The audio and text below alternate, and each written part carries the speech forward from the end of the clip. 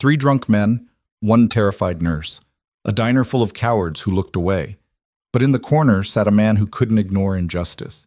A single father with calloused hands and a warrior's past he'd buried deep. What happened in those next 60 seconds would change everything. This is the story of Ethan Ward, the mechanic who became a guardian, and the CEO who saw beneath his humble exterior. Stay until the end and comment your city below so I can see how far this story travels across the world. The rain didn't just fall that November night, it attacked. Each drop hit the windows of the Starlight 66 diner like 1,000 tiny fists, demanding entry, demanding attention, demanding that someone, anyone, acknowledge the storm's fury. Inside, the fluorescent lights buzzed their monotonous song, casting everything in that peculiar yellow-green glow that makes truck stops and late-night diners feel like they exist outside of time, suspended in some liminal space between yesterday and tomorrow. Ethan Ward sat in the furthest corner booth, the one with the cracked red vinyl that pinched if you sat wrong, the one where the table wobbled unless you wedged a folded napkin under the short leg. He'd chosen it deliberately. Old habits. Always sit with your back to the wall. Always position yourself where you can see both exits. Always stay aware of every person in the room, catalog their threat level, plan your response. Even now, 3 years after he'd hung up his uniform, the protocols remained, etched into his nervous system like scars on old wood. Across from him, Grace picked at her grilled cheese, her small fingers pulling it apart into careful geometric pieces. She was 7 years old, with her mother's dark curls and her father's serious gray eyes, eyes that had seen too much loss for someone so young, though Ethan worked every day to fill them with enough love to balance the absence. "Daddy, why is the rain so angry?" Grace asked, her voice barely audible over the diner's ambient noise, the clatter of dishes, the hiss of the grill, the low murmur of tired conversations. Ethan smiled, reaching across to tap her nose gently. "Rain's not angry, sweetheart. It's just in a hurry, trying to get where it's going, just like everyone else." "Where do you think it's going?" "Wherever gravity takes it, I suppose. Down to the earth, into the rivers, back to the ocean eventually. It's a cycle." Grace considered this, her face scrunching in that particular way it did when she was thinking hard about something. "Like how you said Mommy's not really gone? That she's just somewhere else in the cycle?" Ethan's chest tightened. Even after 2 years, certain moments still hit him like a sucker punch. "Yeah, baby, like that." He glanced at his watch. 9:30. Way past Grace's bedtime, but the storm had caught them on their way back from the science fair in Cedar Rapids, where Grace had won second place for her robot made entirely from salvaged car parts. The trophy, a cheap plastic thing that meant the world to her, sat on the booth seat beside her, carefully positioned so it wouldn't fall. The plan had been to push through, get home to Riverside before the worst of the weather hit, but the rain had other ideas, coming down so hard that visibility dropped to nearly zero. So Ethan had pulled off at exit 66, found the Starlight Diner with its neon sign flickering like a beacon, and decided to wait it out. Give it an hour, maybe 2. Let Grace eat something warm, let the storm exhaust itself. He hadn't planned on the 3 men at the counter. Ethan had clocked them the moment he walked in. Another old habit. 3 males, mid-20s to early 30s, construction worker builds, wearing jeans and work boots caked with mud. The smell of alcohol reached him even from across the diner, that particular sourness that comes from drinking cheap whiskey for hours. Their body language screamed trouble. Loud voices, aggressive posturing, that particular swagger that comes from too much booze and too little sense. The waitress, Janice, according to her name tag, navigated around them with the practiced wariness of someone who'd dealt with drunk assholes before. She kept her smiles professional, her movements efficient, never lingering longer than necessary. But it was the other woman who had Ethan's attention now. She'd come in about 20 minutes after Ethan and Grace, shaking rain from her jacket, thanking Janice quietly when she was shown to a booth. She was maybe 30, with dark skin and her hair pulled back in a practical ponytail. She wore scrubs under her jacket, hospital scrubs, the kind with cartoon characters that pediatric nurses often wore. Even exhausted, she moved with the purposeful efficiency of someone used to long shifts and high stakes. Her name tag which Ethan could just make out from his angle, read, Vanessa, RN. She'd ordered coffee and pie, pulled out her phone, and seemed to be doing exactly what Ethan was doing, waiting out the storm, stealing a moment of peace before heading back into the chaos of her life. The three drunk men had noticed her too. Ethan watched it unfold with the grim inevitability of a car crash in slow motion. The men's conversation had gotten progressively louder, their laughter more aggressive. Then one of them, the tallest, with a scraggly beard and a backwards baseball cap, said something to his friends that made them all turn to look at Vanessa. The energy in the room shifted. Ethan felt it like a physical thing, that particular charge that precedes violence. He'd felt it in Fallujah, in Kandahar, in a dozen forward operating bases whose names he'd tried to forget. It was the moment when possibility collapsed into inevitability, when the situation stopped being something you could talk your way out of. "Daddy, I need to use the bathroom," Grace announced. Ethan's attention snapped back to his daughter. "Okay, baby, you remember where it is? Past the kitchen, second door on the left. That's my girl. Go ahead, I'll be right here." He watched her slide out of the booth, trophy clutched in one hand, and head toward the back of the diner. The moment she disappeared around the corner, his focus returned to the situation developing at the counter. The three men were standing now, moving, heading toward Vanessa's booth. Every other patron in the diner suddenly found their food fascinating. The trucker 3 booths over studied his meatloaf like it held the secrets of the universe. The elderly couple near the door became intensely interested in their coffee. Even Janice, the waitress, found urgent business in the kitchen. This was the social contract of public spaces. Don't get involved, don't make eye contact, don't become part of someone else's problem. Ethan understood it. Hell, he'd relied on it himself plenty of times. The world was full of situations that weren't your business, problems that weren't yours to solve, but some things you couldn't ignore. The tallest drunk reached Vanessa's booth first, sliding into the seat across from her without invitation. His friends flanked the table, blocking her in. "Hey there, sweetheart," tall guy said, his words slurring together. "You look lonely over here all by yourself." Vanessa's body language shifted immediately, shoulders back, chin up, voice firm. "I'm fine, thanks. I'd like to be left alone." "Aw, don't be like that." This from the second guy, shorter but broader, with a scar across his left eyebrow. "We're just being friendly." "I'm not interested in friendly. Please leave." "Please leave," the third man mimicked in a high-pitched voice, and they all laughed like he'd said the funniest thing in the world. Ethan's hands clenched under the table. "Not your problem," he told himself. "Grace is in the bathroom. Your responsibility is to your daughter, not to every stranger in trouble." But his body was already moving, old training overriding rational thought. He was halfway out of the booth before he consciously decided to stand. Tall guy was leaning across the table now, invading Vanessa's space. "Come on, baby. We're just trying to show you a good time. Unless you think you're too good for guys like us. That it?" "I think you're drunk and harassing me, and I'm asking you one more time to leave me alone." Vanessa's voice was steady, but Ethan could see her hands trembling slightly. She was reaching into her bag, probably for her phone. Scarface grabbed her wrist. "Where are you going? We're talking here." That's when Vanessa screamed. It wasn't loud, wasn't theatrical, just a sharp, startled sound of pain and fear.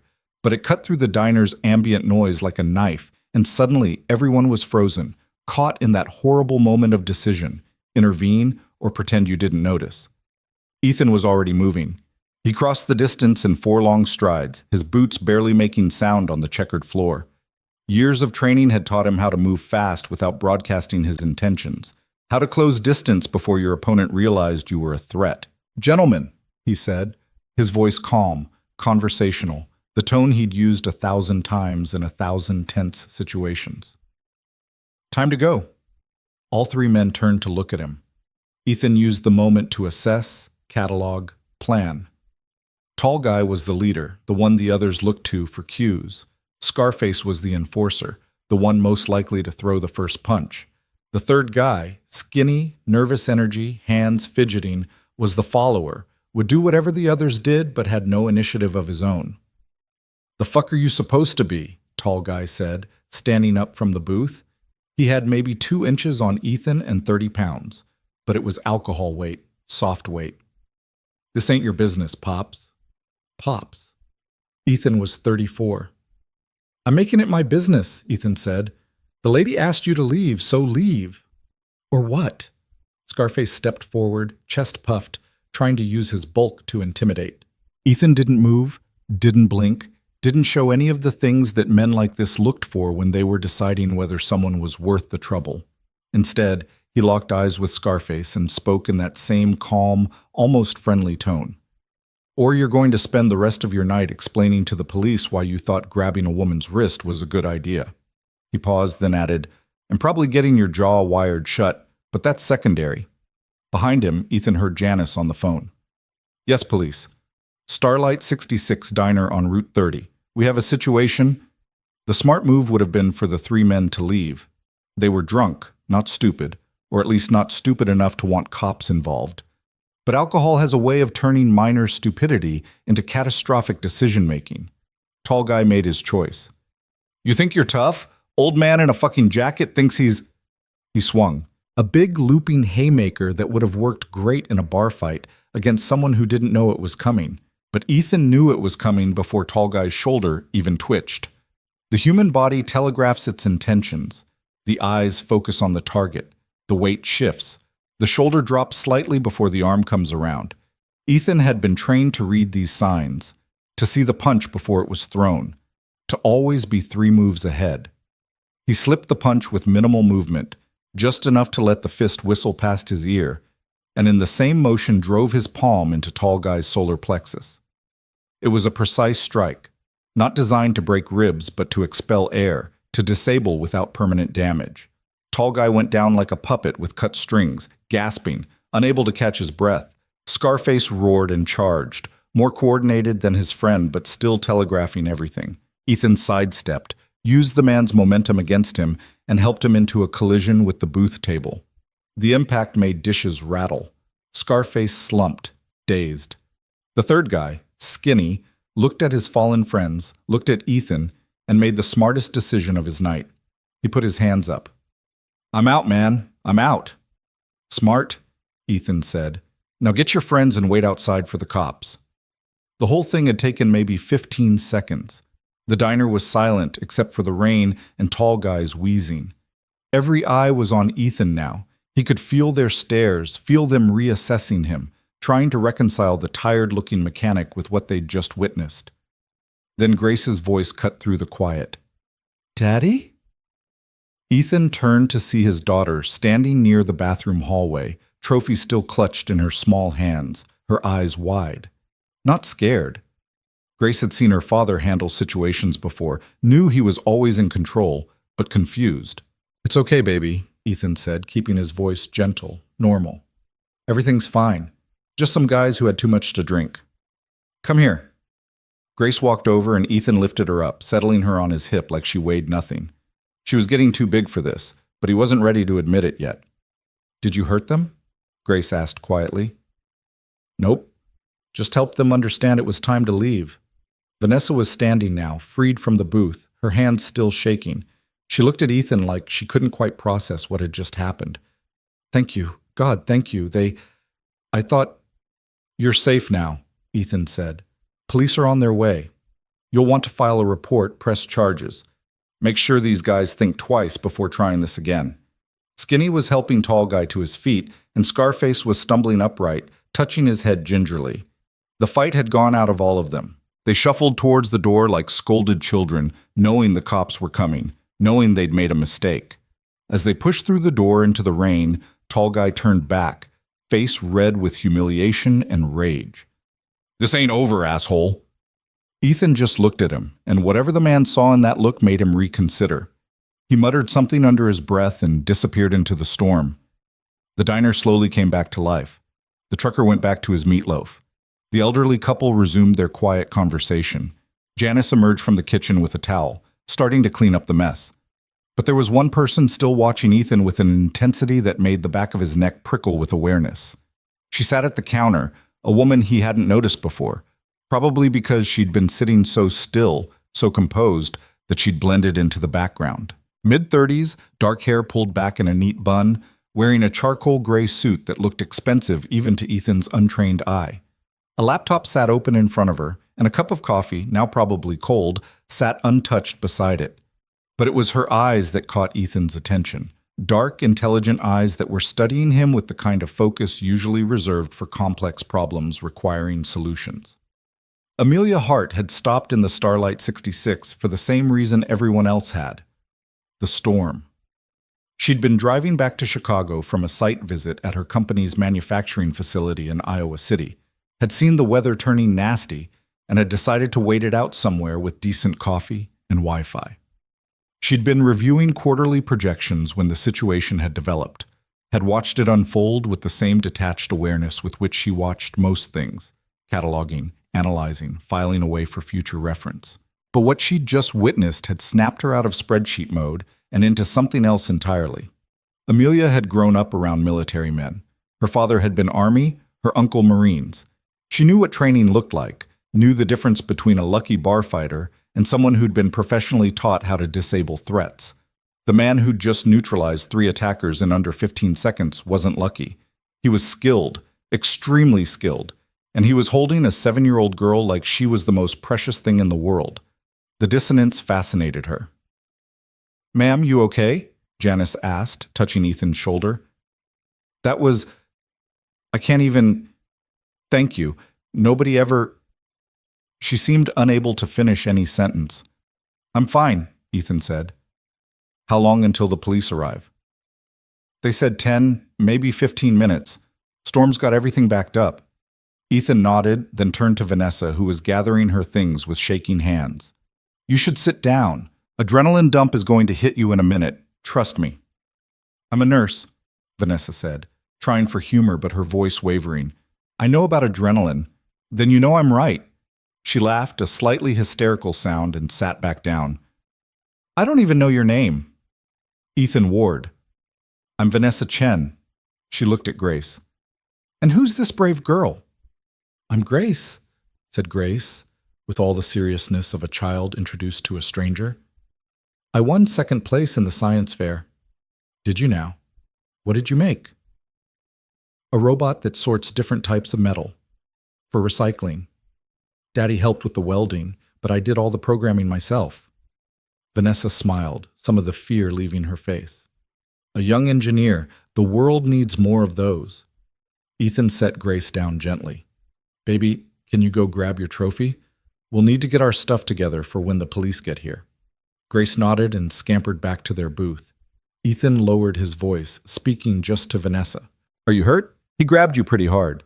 Vanessa rotated her wrist experimentally. "Bruise tomorrow, probably. Nothing serious. I've had worse from patients."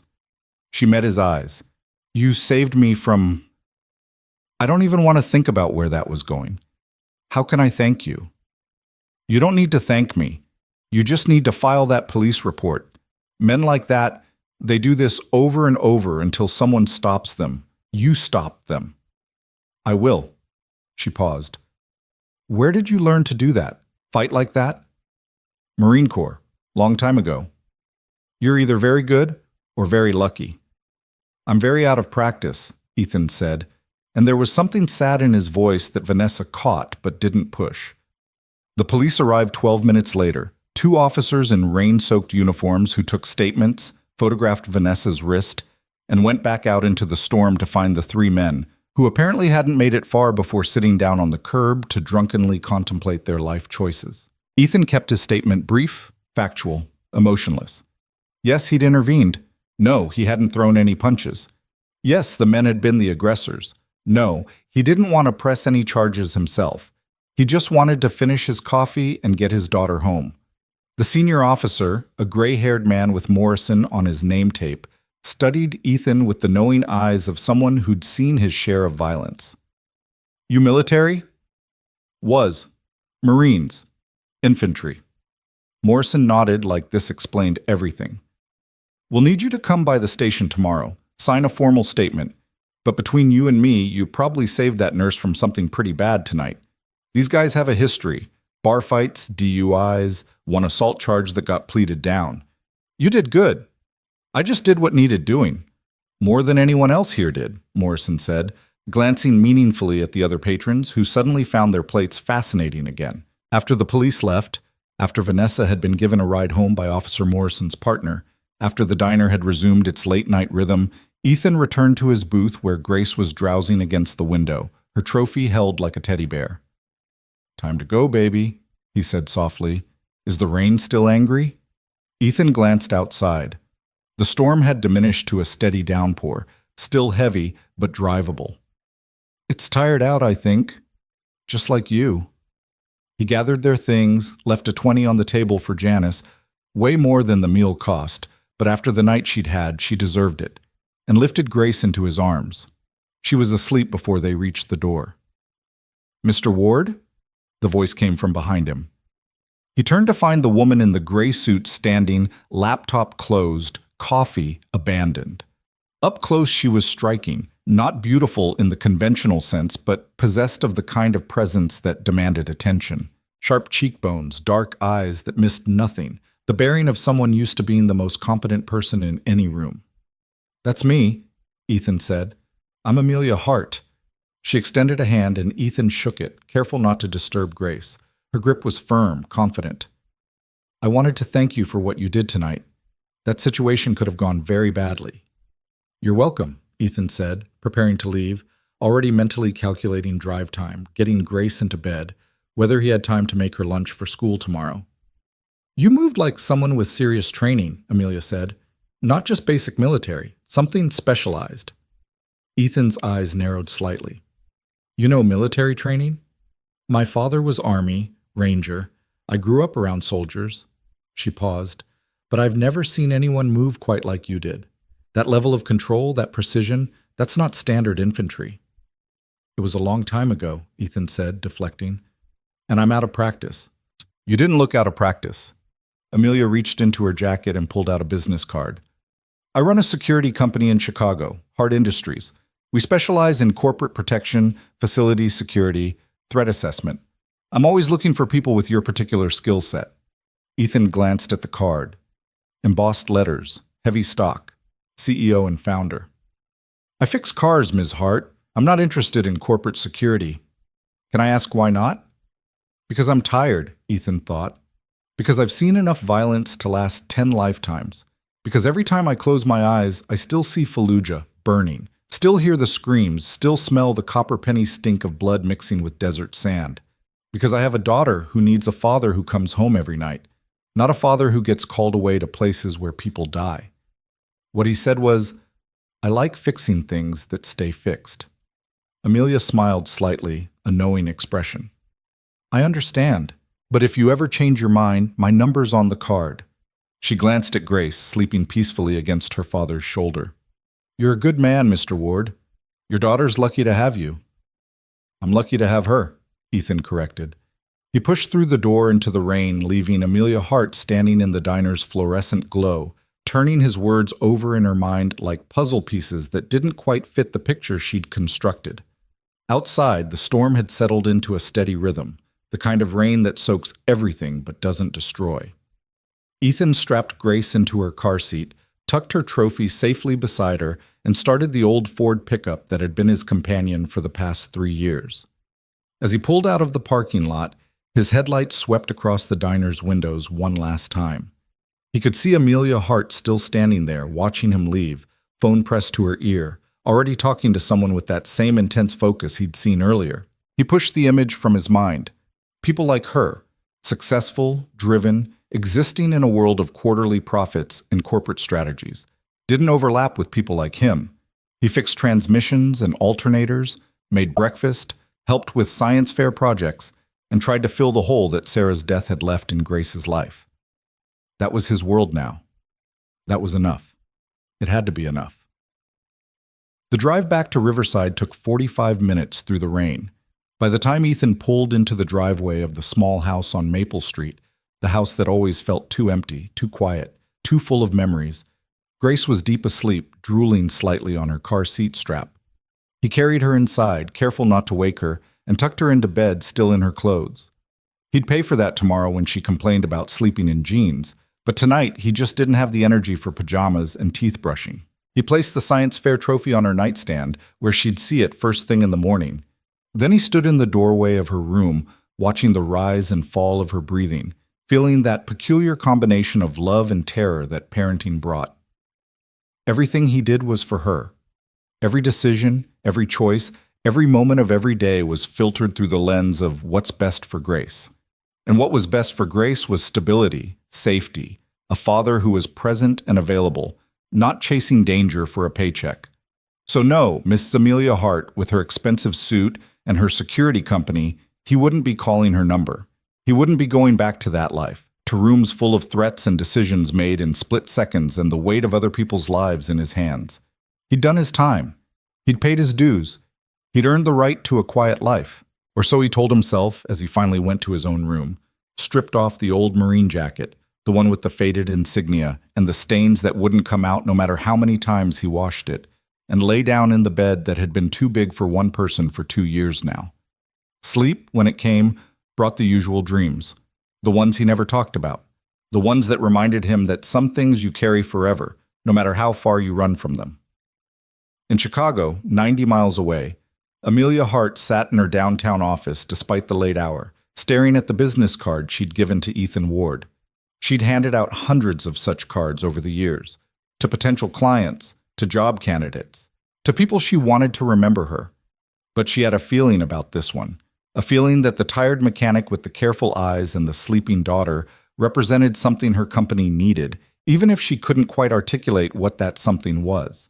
Security isn't just about preventing threats, her father used to say. It's about understanding the value of what you're protecting. Ethan Ward understood value. She'd seen it in the way he held his daughter, in the way he'd stood between Vanessa Chen and those 3 drunks without hesitation, in the way he'd deflected praise and attention afterward. He understood what mattered. Amelia pulled up her company's organizational chart on her laptop, studying the security division. Good people, competent people, but nobody with Ethan's particular combination of skills and character. Nobody who moved like him, thought like him, carried themselves like him. She made a note in her calendar. Follow up on Ethan Ward. Then she closed her laptop and headed home through the rain, already planning her next move, because Amelia Hart hadn't built a multi-million-dollar company by giving up when people said no. She'd built it by understanding what they needed better than they understood it themselves, and then showing them why yes was the only logical answer. Ethan Ward didn't know it yet, but their story was just beginning. The rain continued through the night, washing the streets clean, filling the gutters, feeding the rivers that would eventually carry it back to the ocean. Everything in cycles, just like Ethan had told Grace, everything coming back around, everything connected in ways we don't see until we look back and trace the paths that brought us to where we are. And sometimes, on nights like this, in moments like that one in the Starlight 66 diner, paths cross that were never meant to be separate. Lives collide that were always meant to intersect. Stories begin that were waiting to be told. In Riverside, Ethan Ward slept fitfully, dreaming of storms and battles. In Chicago, Amelia Hart planned her next approach, thinking of solutions and strategies. And in between, on Route 30, the Starlight 66 diner stayed open through the rain, a beacon for travelers, a waypoint for stories, a place where strangers became heroes and heroes became something more. The night wore on. The storm eventually passed, and tomorrow, as always, would bring new challenges, new decisions, new moments where people had to choose between looking away and stepping forward. But that was tomorrow's story. Tonight's story ended with a sleeping child, a watchful father, and a business card sitting on a kitchen counter, waiting to see if it would be thrown away or kept, waiting to see which path would be chosen, waiting, like everything else, for morning to reveal what the darkness had set in motion. Morning arrived with the particular clarity that follows storms, the kind of light that makes everything look freshly painted, edges sharper, colors more vivid. Ethan woke at 5:30, the way he always did, internal clock calibrated by years of military discipline that civilian life hadn't managed to reset. Grace was still asleep when he checked on her, sprawled across her bed in yesterday's clothes, one arm flung over the side, her science fair trophy gleaming in the early sunlight streaming through her window. He stood there for a moment, drinking in the sight of her peaceful face, reminding himself why everything else, the nightmares, the memories, the constant low-grade anxiety, was worth it. The kitchen was cold when he padded downstairs in bare feet. The business card sat exactly where he'd left it the night before, next to the coffee maker, Amelia Hart's name embossed in elegant letters that seemed to mock the modest surroundings of his small kitchen with its chipped formica counters and the refrigerator that hummed too loud. He picked up the card, studying it in the morning light. Hart Industries, Corporate Security Solutions, a Chicago address in what he knew was an expensive part of downtown, a phone number, an email address, an invitation to a life he'd deliberately left behind. Ethan opened the drawer where he kept the junk mail, the expired coupons, the various detritus of daily life. The card hovered over the opening for a moment, ready to be buried and forgotten. Instead, he found himself tucking it into his wallet. Just in case, he told himself. Not because he was interested, just because throwing away someone's business card felt rude, and the woman had been kind to Grace, had recognized something in him that most people missed. The coffee pot gurgled to life, filling the kitchen with that dark, bitter smell that was the only thing keeping him functional most mornings. He made Grace's lunch, peanut butter and jelly, apple slices, the cookies shaped like dinosaurs that she loved, and was starting on eggs when he heard her footsteps on the stairs. "Daddy, why did you let me sleep in my clothes?" Grace appeared in the kitchen doorway, hair sticking up in 17 directions, a crease from her pillow printed on her left cheek. "Because you were tired, and I'm a terrible father who prioritizes sleep over proper bedtime routines." Grace giggled, climbing onto her chair at the small kitchen table. "You're not terrible. You're the best daddy. Even when I let you sleep in jeans." Even then, she spotted her lunch bag on the counter, already packed. "Can I have extra cookies today? I want to share with Emma. She liked my robot, and I want to be nice." "2 extras," Ethan said, adding them to the bag. "But you have to eat all your sandwich first." "Deal." They fell into their morning rhythm, eggs and toast, Grace chattering about her plans to improve the robot for next year's fair, Ethan half listening and half thinking about the transmission job waiting for him at the shop. By 7:15, they were in the truck. By 7:30, Grace was deposited at Riverside Elementary with a kiss on the forehead and a reminder to be brave and kind. Ward's Auto Repair wasn't much to look at from the outside. A cinder-block building painted an unfortunate shade of olive green, with a hand-painted sign that Ethan kept meaning to replace and never quite got around to. But inside, the shop was his domain, organized with the same precision he'd once applied to weapons maintenance and tactical planning. 3 bays, 2 lifts, every tool in its designated place. The smell of motor oil and metal, and that indefinable scent of mechanical work that had become as familiar to him as his own breathing. This was where Ethan felt most at peace, in the clean logic of engines and transmissions, problems that had solutions, things that could be fixed with the right tools and enough patience. His partner, Miguel Rodriguez, was already there when Ethan arrived, bent over the engine of a Honda Civic, reggaeton playing softly from a Bluetooth speaker balanced on the workbench. "Morning, boss," Miguel said without looking up. He was younger than Ethan by almost a decade, built like a boxer, with tattooed sleeves that told the story of a life that had found its direction later than most. They'd met 3 years ago when Miguel had been fresh out of a vocational program, looking for someone willing to take a chance on a guy with a record. Ethan had seen past the mistakes to the skill underneath, and Miguel had repaid that faith with loyalty and work ethic that put most people to shame. "Morning? That the Civic with the check engine light?" "Yeah, O2 sensor, like we thought. Be done by noon." Ethan grabbed his coveralls from the hook by the door, the fabric worn soft from countless washings. "I've got the Silverado transmission first thing. Mrs. Patterson's been without her truck for a week already." "She called again yesterday?" 3 times. Miguel laughed. "That woman loves you, man. She wants you to fix more than her transmission. You know what I'm saying? She's 74 and happily married. She's lonely and you're nice to her. I'm telling you, you got an admirer." Ethan just shook his head, smiling despite himself, and headed to Bay 3 where the Silverado waited. Work was good. Work was simple. Work didn't ask complicated questions or dredge up complicated feelings. You diagnosed the problem, you fixed the problem, you moved on to the next one. The morning passed in a blur of bolts and hydraulic fluid, the precise choreography of disassembly and repair that Ethan could do half asleep.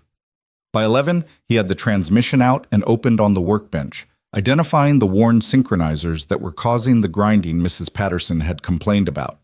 He was elbow-deep in gears when the sound of expensive heels on concrete made him look up.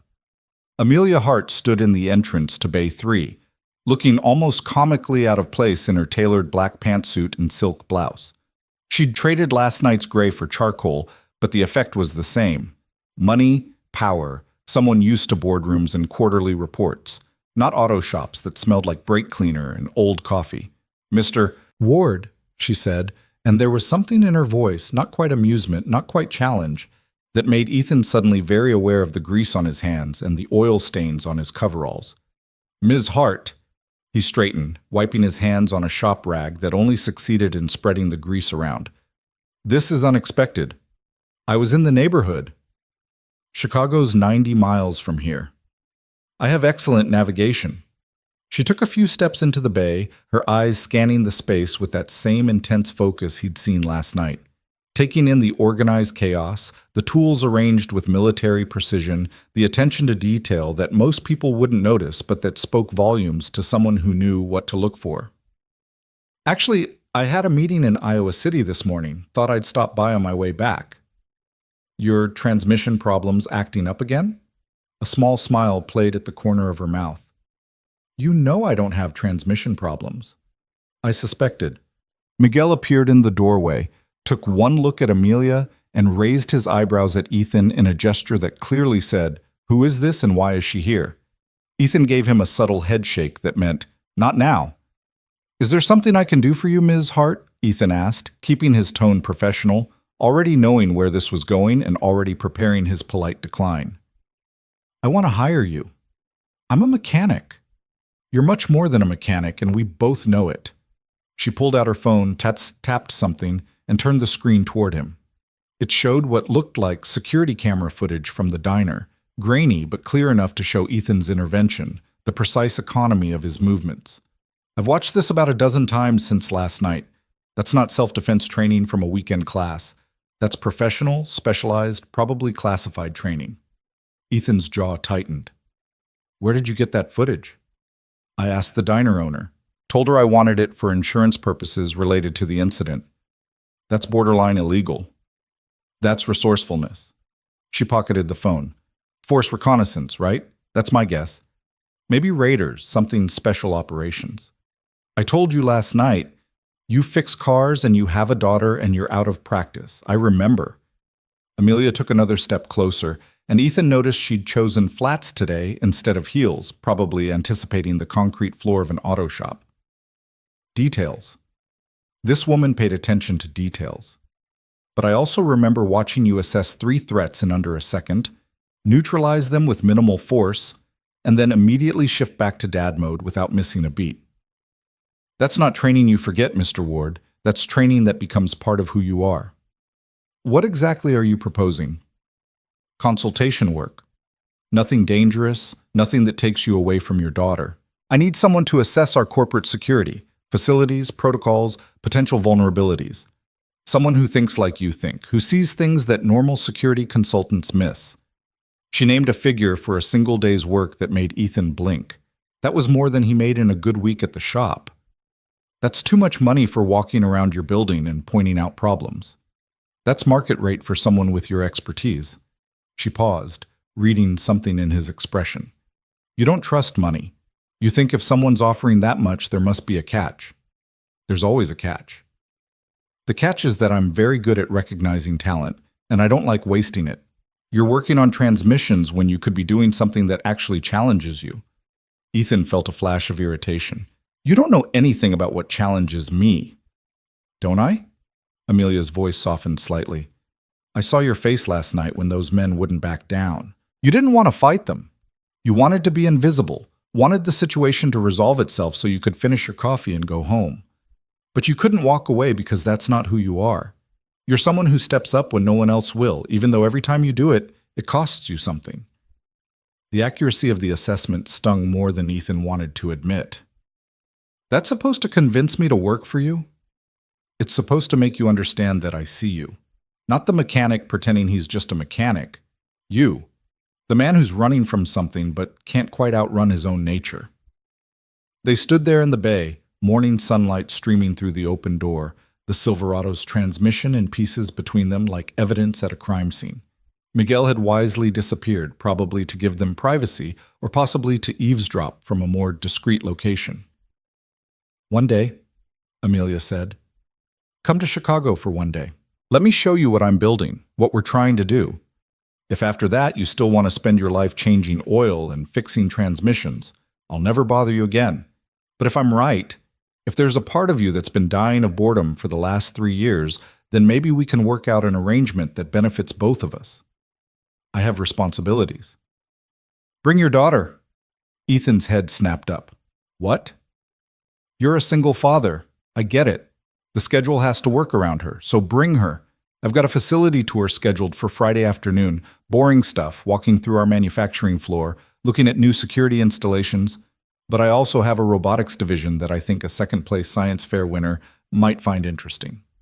You're using my daughter to manipulate me into taking this job. I'm offering to show your daughter something amazing while simultaneously addressing your legitimate concerns about childcare. If that's manipulation, then call me guilty." Amelia pulled out another business card, this one with a handwritten note on the back. "Friday, 2 o'clock. The address is on the card. If you come, excellent. If you don't, I'll know I misjudged you." She handed him the card and turned to leave, her footsteps echoing on the concrete. Then she paused at the entrance to the bay, looking back over her shoulder. "For what it's worth, Mr. Ward, I don't think you're running from the violence. I think you're running from the version of yourself who was good at it. But being good at something doesn't make you bad. It just makes you capable. And the world needs capable people." Then she was gone, the sound of an expensive car engine starting up, pulling away, leaving Ethan standing in his shop with grease on his hands and too many thoughts crowding his head. Miguel reappeared instantly, confirming that he had indeed been eavesdropping. "Bro, who was that?" "A problem." "That was not a problem. That was an opportunity wearing very expensive clothes." Ethan turned back to the transmission, picking up a wrench, trying to lose himself in the mechanical simplicity of the work. But his mind kept circling back to Amelia's words, to the footage she'd shown him, to the amount of money she'd offered for a single day's work. One day. What harm could one day do? The rest of the week passed in the ordinary rhythm of Ethan's life. Work, school pickup, dinner, homework, bedtime stories, repeat. Grace was still riding high on her science fair success, talking endlessly about improvements she wanted to make, asking Ethan questions about circuits and programming that he answered as best he could, grateful for YouTube tutorials when his knowledge hit its limits. Wednesday evening, while Grace was absorbed in building something from Lego bricks, Ethan found himself looking at Amelia's card again. The address was in the West Loop, an area he knew had undergone massive redevelopment in recent years. The handwritten note on the back said simply, "You won't regret this." A8. Thursday morning, while Grace ate her cereal, Ethan made a decision. "Hey kiddo, how would you feel about taking a field trip tomorrow?" Grace looked up, milk dribbling down her chin. "Like a school field trip?" "Like a Just Us field trip. To Chicago. There's a company that makes robots, real, advanced robots, and they've offered to give us a tour." Her eyes went wide. "Real robots, not toys?" "Industrial robots, manufacturing robots, the kind that build cars and assemble electronics." "Can I bring my notebook?" Ethan smiled. "You can bring your notebook." Friday arrived cold and clear, the kind of November day that promised winter was coming but hadn't quite arrived yet. Ethan called Miguel and told him he was taking a personal day, endured the knowing laughter and suggestions to wear something nice for the pretty lady, and then drove Grace to Chicago with her pressed against the window the entire way, watching the landscape change from rural Iowa to suburban sprawl to the towering verticality of the city itself. Hart Industries occupied a converted warehouse building in the West Loop, all exposed brick and enormous windows, the kind of industrial chic architecture that screamed money and taste. The lobby was minimalist elegance, polished concrete floors, steel beams, carefully curated art pieces that probably cost more than Ethan's truck. The receptionist, A young man with perfectly styled hair and a headset that looked like it belonged in a science fiction movie smiled as they approached. "Mr. Ward? That's me? Ms. Hart is expecting you. 5th floor, elevators to your right. She said to send you straight up." The elevator was glass, offering views of the building's interior as they rose. Open office plans, people clustered around standing desks, the hum of productivity visible even from a distance. Grace pressed her face against the glass, fascinated by everything. "Daddy, this place is so cool." "It is pretty impressive," Ethan admitted.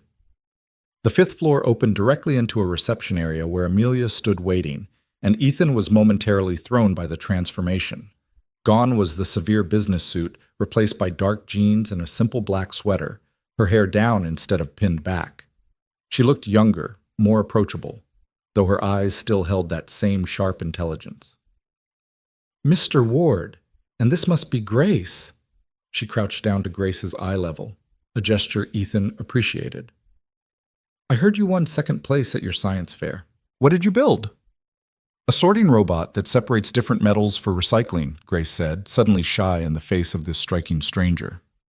"It uses magnets and weight sensors." "That's brilliant.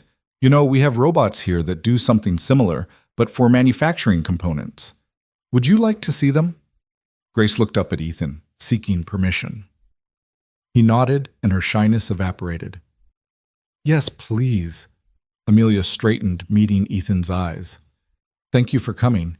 I know you're skeptical, but I think you'll find this interesting." The tour started in what Amelia called the Innovation Lab, a space filled with workbenches, 3D printers, and several robots in various stages of assembly. A young woman with purple-streaked hair and safety goggles perched on her head looked up as they entered. "Sarah, this is Grace. She builds robots. I thought maybe you could show her what you're working on while I steal her father for a bit." Sarah's face lit up. "Oh, absolutely. Come here, let me show you our adaptive gripper prototype. It can handle anything from eggs to engine blocks without breaking them."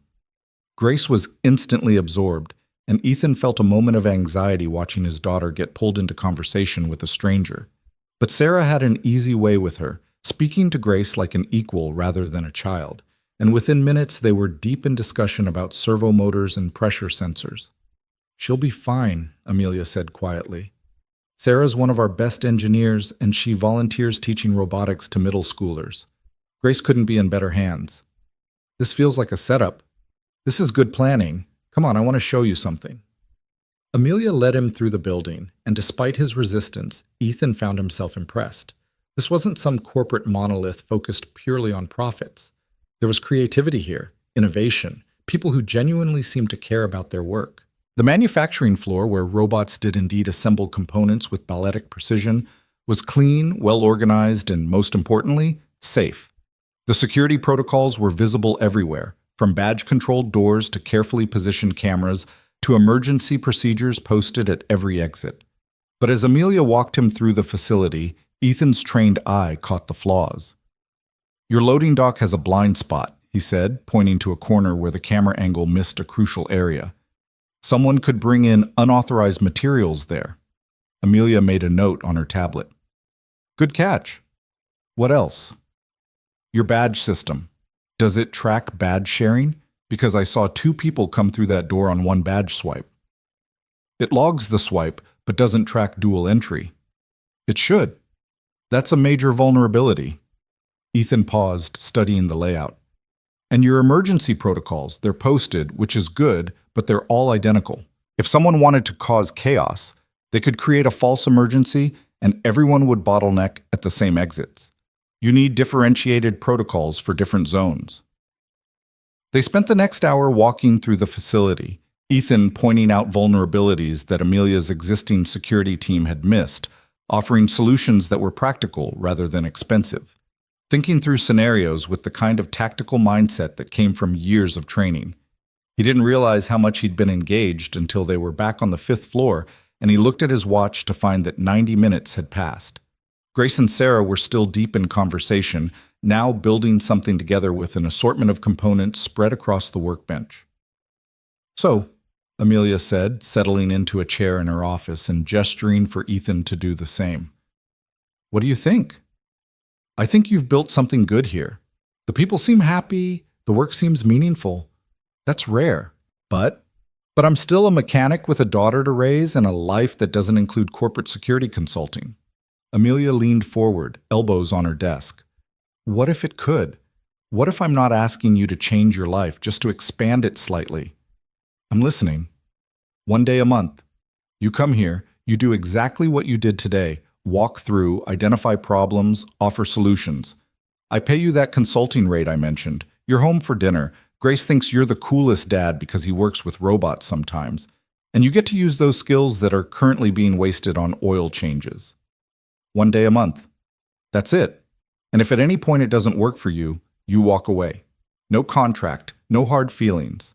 I'm betting that you'll find it satisfying enough to keep coming back. But if I'm wrong, you lose nothing but a few days. Ethan wanted to say no. Every instinct told him to say no, to walk away from this woman and her offers and her too sharp insights into who he really was.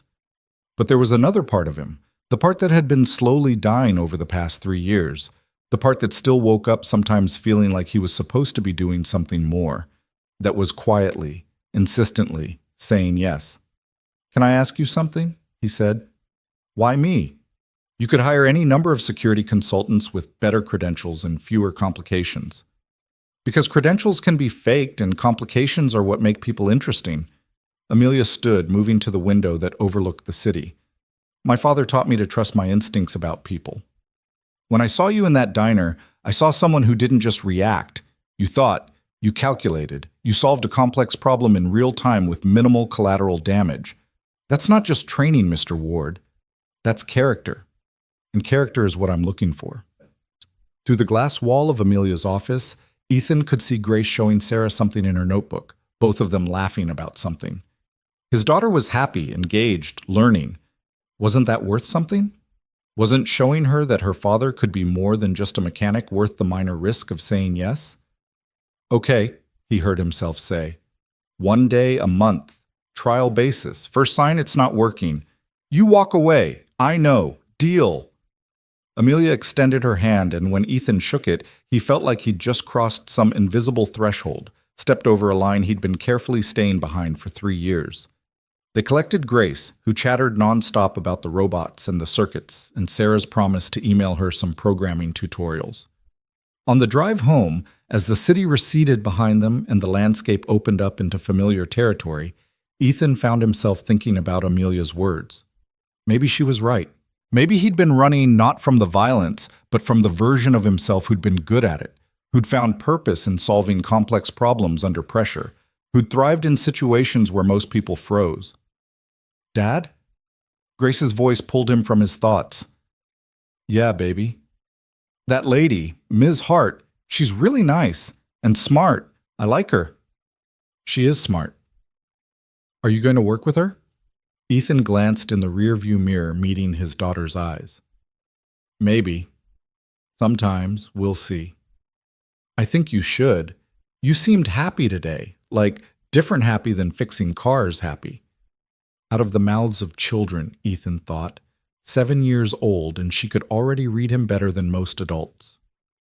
I'll think about it, he said, even though the decision was already made. That night, after Grace was asleep and the house had settled into its usual quiet, Ethan sat at the kitchen table with a beer he wasn't really drinking and Amelia's business card in his hand. The handwritten note stared back at him. You won't regret this. He hoped she was right. His phone buzzed with a text from an unknown number. Thank you for today. Grace is wonderful. See you next month. Amelia Ethan stared at the message for a long moment, then typed back. See you next month. 3 words. A commitment. A step back toward the person he'd been trying to leave behind, or maybe a step toward someone new entirely. Outside, the November wind picked up, rattling the windows, promising colder days ahead. But inside, in his small house on Maple Street, Ethan Ward felt something he hadn't felt in a long time. He felt possibility. The months that followed developed their own rhythm, a careful dance between Ethan's carefully constructed world and the one Amelia was inviting him to join. Every 3rd Friday, he made the drive to Chicago, Grace strapped in beside him with her ever-present notebook, both of them falling into the routine like it had always been part of their lives. December brought his second consultation, where Ethan identified weaknesses in Hart Industries' visitor management system and suggested a complete overhaul that would track not just who came in, but their patterns, their behaviors, anything that deviated from normal. Amelia had listened with that intense focus of hers, occasionally interjecting with questions that proved she wasn't just nodding along, but truly understanding the implications of what he was saying. January found him reviewing their cybersecurity protocols, pointing out that physical security meant nothing if someone could hack their systems from a coffee shop across the street. By February, Amelia had implemented every one of his suggestions, and the difference was visible. Her employees felt safer. Her clients noticed the improvements. Her board of directors started asking where she'd found this consultant who seemed to see threats nobody else could identify. But it was the small moments that mattered most, the ones that happened in the margins of the professional relationship they'd established. The way Amelia always had hot chocolate waiting for Grace, the fancy kind with real whipped cream and a sprinkle of cinnamon. The way she'd started asking Ethan's opinion on things that had nothing to do with security, personnel decisions, office layout, whether the company should expand into new markets. The way she sometimes looked at him when she thought he wasn't paying attention, an expression that was part curiosity, part something else he couldn't quite name. And then there was the evening in late February when everything shifted. Ethan had just finished his walkthrough of the new facility Hart Industries was opening in the suburbs, a smaller operation focused on research and development. It was nearly 7, later than he'd planned, and Grace had fallen asleep on the couch in Amelia's office, curled up with a robotics textbook that Sarah had loaned her. "She's out cold," Amelia said softly, looking at the sleeping child with the expression Ethan had learned to recognize as genuine affection. "Long day for her?" "Long day for all of us." Ethan rubbed his eyes, feeling the exhaustion that came from hours of concentrated assessment. "Your new facility's solid, by the way. Few minor adjustments needed, but whoever designed the security layout knew what they were doing. That's because I sent them your recommendations from our main building and told them to incorporate everything." Amelia moved to her desk, pulling out a folder. "I wanted to show you something before you left." The folder contained incident reports from the past 3 months, detailed accounts of potential security breaches that had been identified and stopped before they became actual problems. Each one referenced protocols that Ethan had designed, vulnerabilities he'd spotted, solutions he'd proposed. "You prevented all of these," Amelia said. "That attempted industrial espionage in December? Your visitor tracking system caught it. The employee who was planning to steal component designs in January? Your behavior pattern monitoring flagged him. The phishing attempt last week? Your cybersecurity training made our people smart enough to recognize it." Ethan flipped through the reports, something uncomfortable twisting in his chest. "I just pointed out the problems. Your team solved them."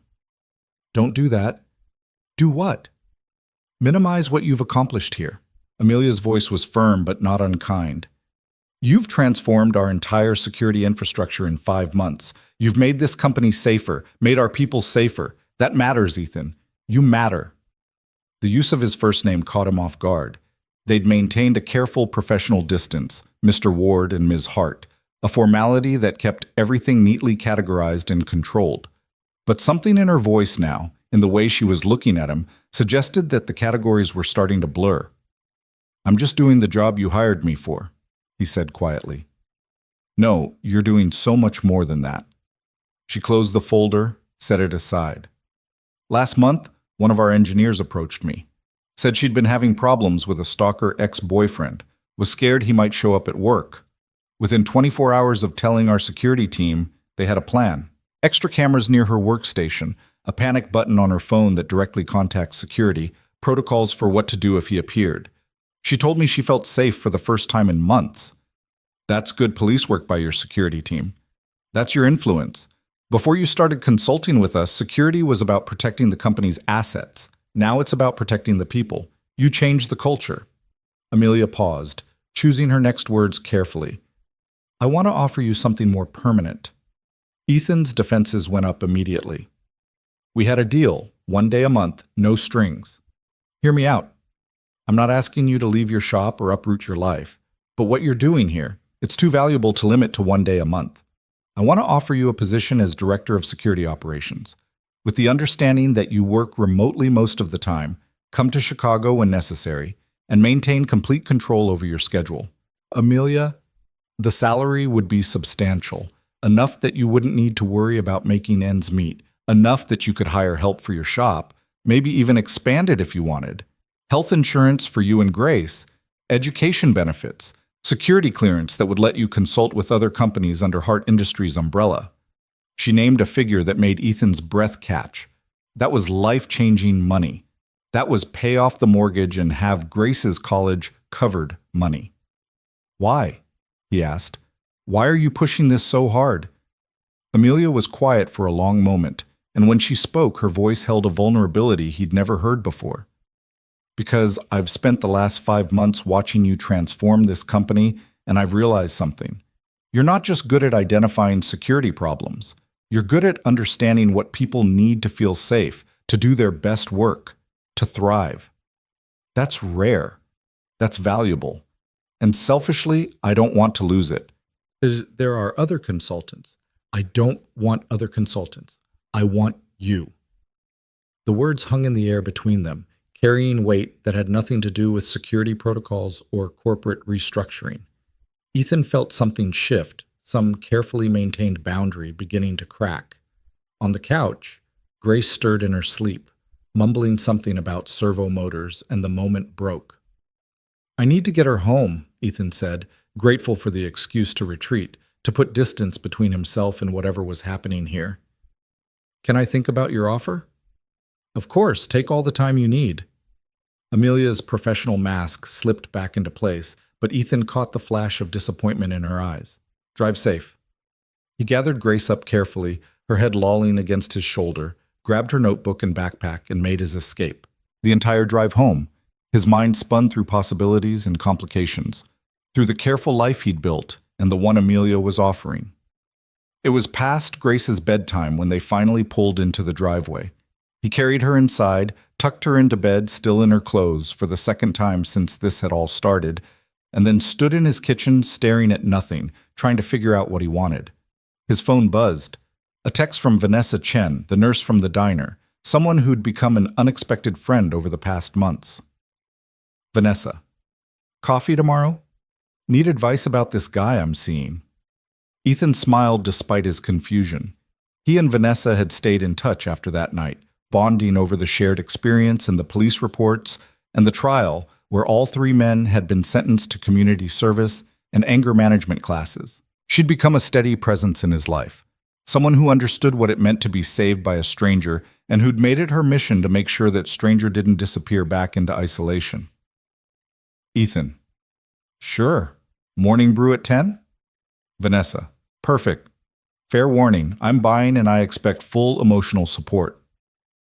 The next morning, after dropping Grace at a birthday party that would keep her occupied for hours, Ethan met Vanessa at the coffee shop that had become their unofficial meeting spot. She was already there, 2 large coffees and a plate of croissants on the table, wearing scrubs that suggested she was between shifts. You look tired, she said by way of greeting. You look like you haven't slept in days. Double shift. We had a pile-up on the interstate, 17 patients in 4 hours. She pushed one of the coffees toward him. But we're not talking about my work. We're talking about your weird inability to accept good things when they're offered to you. I never said, you didn't have to. I can read you by now, Ethan. Something happened and you're spiraling, so spill. He told her about Amelia's offer, about the salary and the position, and the opportunity to do something that actually mattered. Vanessa listened without interrupting, a skill honed by years of letting patients talk through their fears. Okay, I'm confused, she said when he finished. This sounds amazing. What's the problem? It's complicated. Life is complicated. That's not an answer. Ethan stared into his coffee, trying to articulate thoughts he'd been avoiding for months. When I got out of the Marines, I made a promise to myself. No more violence. No more situations where I had to make split-second decisions about who lives and dies. I was going to be normal, fix cars, raise my daughter, live a quiet life. And you think taking this job breaks that promise? I think it pulls me back towards something I was trying to leave behind. Vanessa reached across the table, grabbing his hand with a firmness that surprised him. Listen to me. What you did that night in the diner, that wasn't violence, that was protection. There's a difference. You didn't hurt those men because you wanted to. You stopped them because someone needed you to. And from what you've told me about this job, that's all it is. Using your skills to protect people, to make them safer. That's not the same as what you did in the war, isn't it? No. Because in war, someone tells you who the enemy is and you don't get to question it. But this? You're choosing to protect people. You're using everything you learned in the worst circumstances to create something good. That's not breaking your promise, Ethan. That's honoring it. Her words hit him harder than he expected, cutting through months of self-doubt and carefully constructed rationalizations. Maybe she was right. Maybe he'd been so afraid of becoming the person he'd been in combat that he'd lost sight of why he'd been that person in the first place. There's something else, Vanessa said, a knowing look in her eyes. You like her. Who? Don't play dumb. This Amelia woman. You talk about her different than you talk about other people. She's my employer. She's someone who sees you for who you really are, and that terrifies you. Vanessa squeezed his hand. 2 years ago, you lost Sarah. I know that. I know you think that loving someone again means betraying her memory or risking that kind of loss again. But Ethan, you can't live your whole life in a holding pattern, waiting for permission to be happy. I am happy. You're content. That's different. Content is settling. Happy is living. They talked for another hour, Vanessa's relationship problems turning out to be minor compared to the emotional excavation she was performing on Ethan's carefully guarded heart. By the time they parted ways, with Vanessa heading back to the hospital and Ethan heading to pick up Grace from the party, he felt raw and uncertain and more alive than he had in months. The following week, Ethan called Amelia and accepted her offer. The transition happened faster than he'd expected. Within a month, he'd hired an assistant manager for the shop, a retired mechanic named Frank, who was thrilled to have something to do besides golf and complain about his arthritis. Miguel got a raise and more responsibility. And Ethan found himself splitting his time between Riverside and Chicago, between transmissions and security protocols, between the life he'd known and the life he was building. Grace adapted with the resilience of children, excited by the adventure of it all, by the train rides to Chicago and the new people she met and the robots that Sarah kept showing her. She'd started talking about studying engineering when she grew up, about building things that helped people, and Ethan couldn't help but see Amelia's influence in that ambition. April brought warm weather and a problem that would test everything Ethan had been building. He was at Hart Industries' main facility, reviewing quarterly security reports with the team he'd assembled, when his phone rang. Unknown number. He almost didn't answer. Mr. Ward? The voice was shaky, scared. This is Vanessa. I need help. His entire body went on alert. What's wrong? My ex, the one I told you about, he showed up at the hospital, made threats. Security escorted him out, but he's been texting me saying he knows where I live, that he's going to make me sorry. Ethan, I'm scared. Where are you now?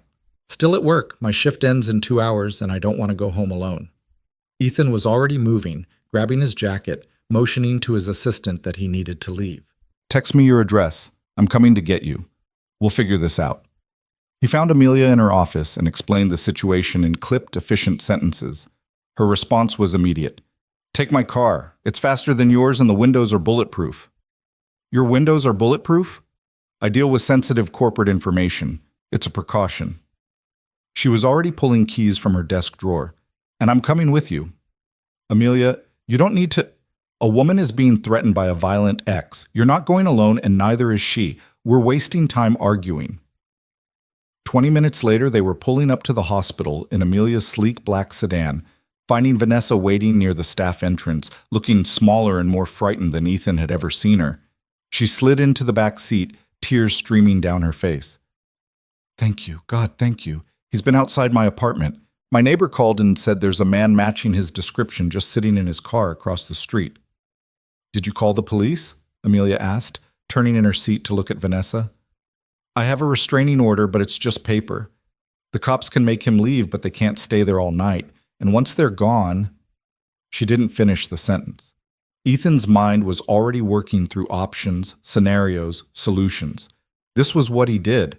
Assess threats and neutralize them. But this wasn't a corporate facility with cameras and security guards. This was a woman's home, her life, her safety. "You can't go home tonight," he said, "not until we have a plan. I don't have anywhere else to go. My family's in California. My friends all have their own problems." "You'll stay with me," Amelia said, and both Ethan and Vanessa turned to stare at her. "I have a guest house. It's secure, private, and my building has 24-hour security that actually knows what they're doing. You'll be safe there while we figure out something more permanent." "I can't impose." "You're not imposing. You're accepting help from people who care about what happens to you." Amelia's voice was firm. "Ethan, we should probably verify the situation at her apartment first. See if he's actually there." They drove to Vanessa's building, a modest complex in a quiet neighborhood. Sure enough, a beat-up Toyota was parked across the street, and inside Ethan could make out the shape of a man, the glow of a phone screen illuminating his face. "That's him," Vanessa whispered from the back seat. "That's Marcus." Ethan studied the situation with tactical precision. The man wasn't trying to hide. He wanted Vanessa to know he was there, wanted her to feel hunted. Classic intimidation tactics from someone who used fear as a weapon. "I'm going to have a conversation with him," Ethan said. "Ethan, no," Vanessa started. "I'm not going to hurt him. I'm just going to make sure he understands that continuing this behavior is a very poor choice." He climbed out of the car before either woman could protest further, walking across the street with deliberate calm, the kind of body language that broadcasts confidence and capability. As he approached the Toyota, the man inside looked up, and Ethan saw the calculation in his eyes, assessing threat level, deciding whether to run or fight. Ethan tapped on the window. After a moment, Marcus lowered it halfway. "Help you with something?" His voice was aggressive, trying to establish dominance. "Yeah, you can start by explaining why you're violating a restraining order." "I don't know what you're talking about." "Sure you do. You're Marcus. You've been texting threats to Vanessa Chen, who you were specifically ordered by a judge to stay away from. Now you're parked outside her apartment. That's not just violating the restraining order. That's stalking. That's jail time." Marcus's jaw tightened. "Who the hell are you?" "I'm someone who cares about what happens to Vanessa. And I'm someone who's really hoping you're smart enough to start your car and drive away right now, because if you don't, I'm going to call the police, and you're going to spend the night explaining to them why you thought this was a good idea. This is a public street. I can park wherever I want." Ethan leaned down, his voice dropping to something quiet and dangerous. "Here's what's going to happen. You're going to leave right now. You're going to delete Vanessa's number from your phone. You're going to forget her address, forget her workplace, forget she exists. And if I ever hear that you've contacted her again, if I even hear that you've driven past her apartment, I will make it my personal mission to ensure that every single violation gets reported, documented, and prosecuted to the fullest extent of the law. Do you understand me?" Something in Ethan's voice, in his eyes, in the way he held himself, must have communicated that this wasn't an empty threat. Marcus swallowed, nodded once. "Good. Now drive." Marcus started the car and pulled away, tires squealing slightly, and Ethan watched until the taillights disappeared around the corner. Then he pulled out his phone and called the police anyway, reporting the violation, making sure there was an official record. When he returned to Amelia's car, both women were staring at him. "What did you say to him?" Vanessa asked. "Just explained his options in a way he could understand." Ethan climbed back into the passenger seat. "I filed a police report. They'll be looking for him, but you're still not staying here tonight." They stopped at Vanessa's apartment long enough for her to pack a bag, Ethan and Amelia flanking her like bodyguards, hyper-aware of every shadow and sound. Then they drove to Amelia's building in Lincoln Park, a converted brownstone that screamed old money and good taste. The guest house was more like a luxury apartment, full kitchen, bedroom, bathroom, with a tub that could fit 3 people. Vanessa looked around with wide eyes. "This is too much." "This is necessary," Amelia said. "Stay as long as you need. My building security knows you're here, and they'll keep an eye out for anyone matching Marcus's description." After they'd gotten Vanessa settled, after she'd hugged them both with tears streaming down her face, after they'd promised to check on her tomorrow, Ethan and Amelia found themselves standing in the main house's kitchen, both of them still running on adrenaline.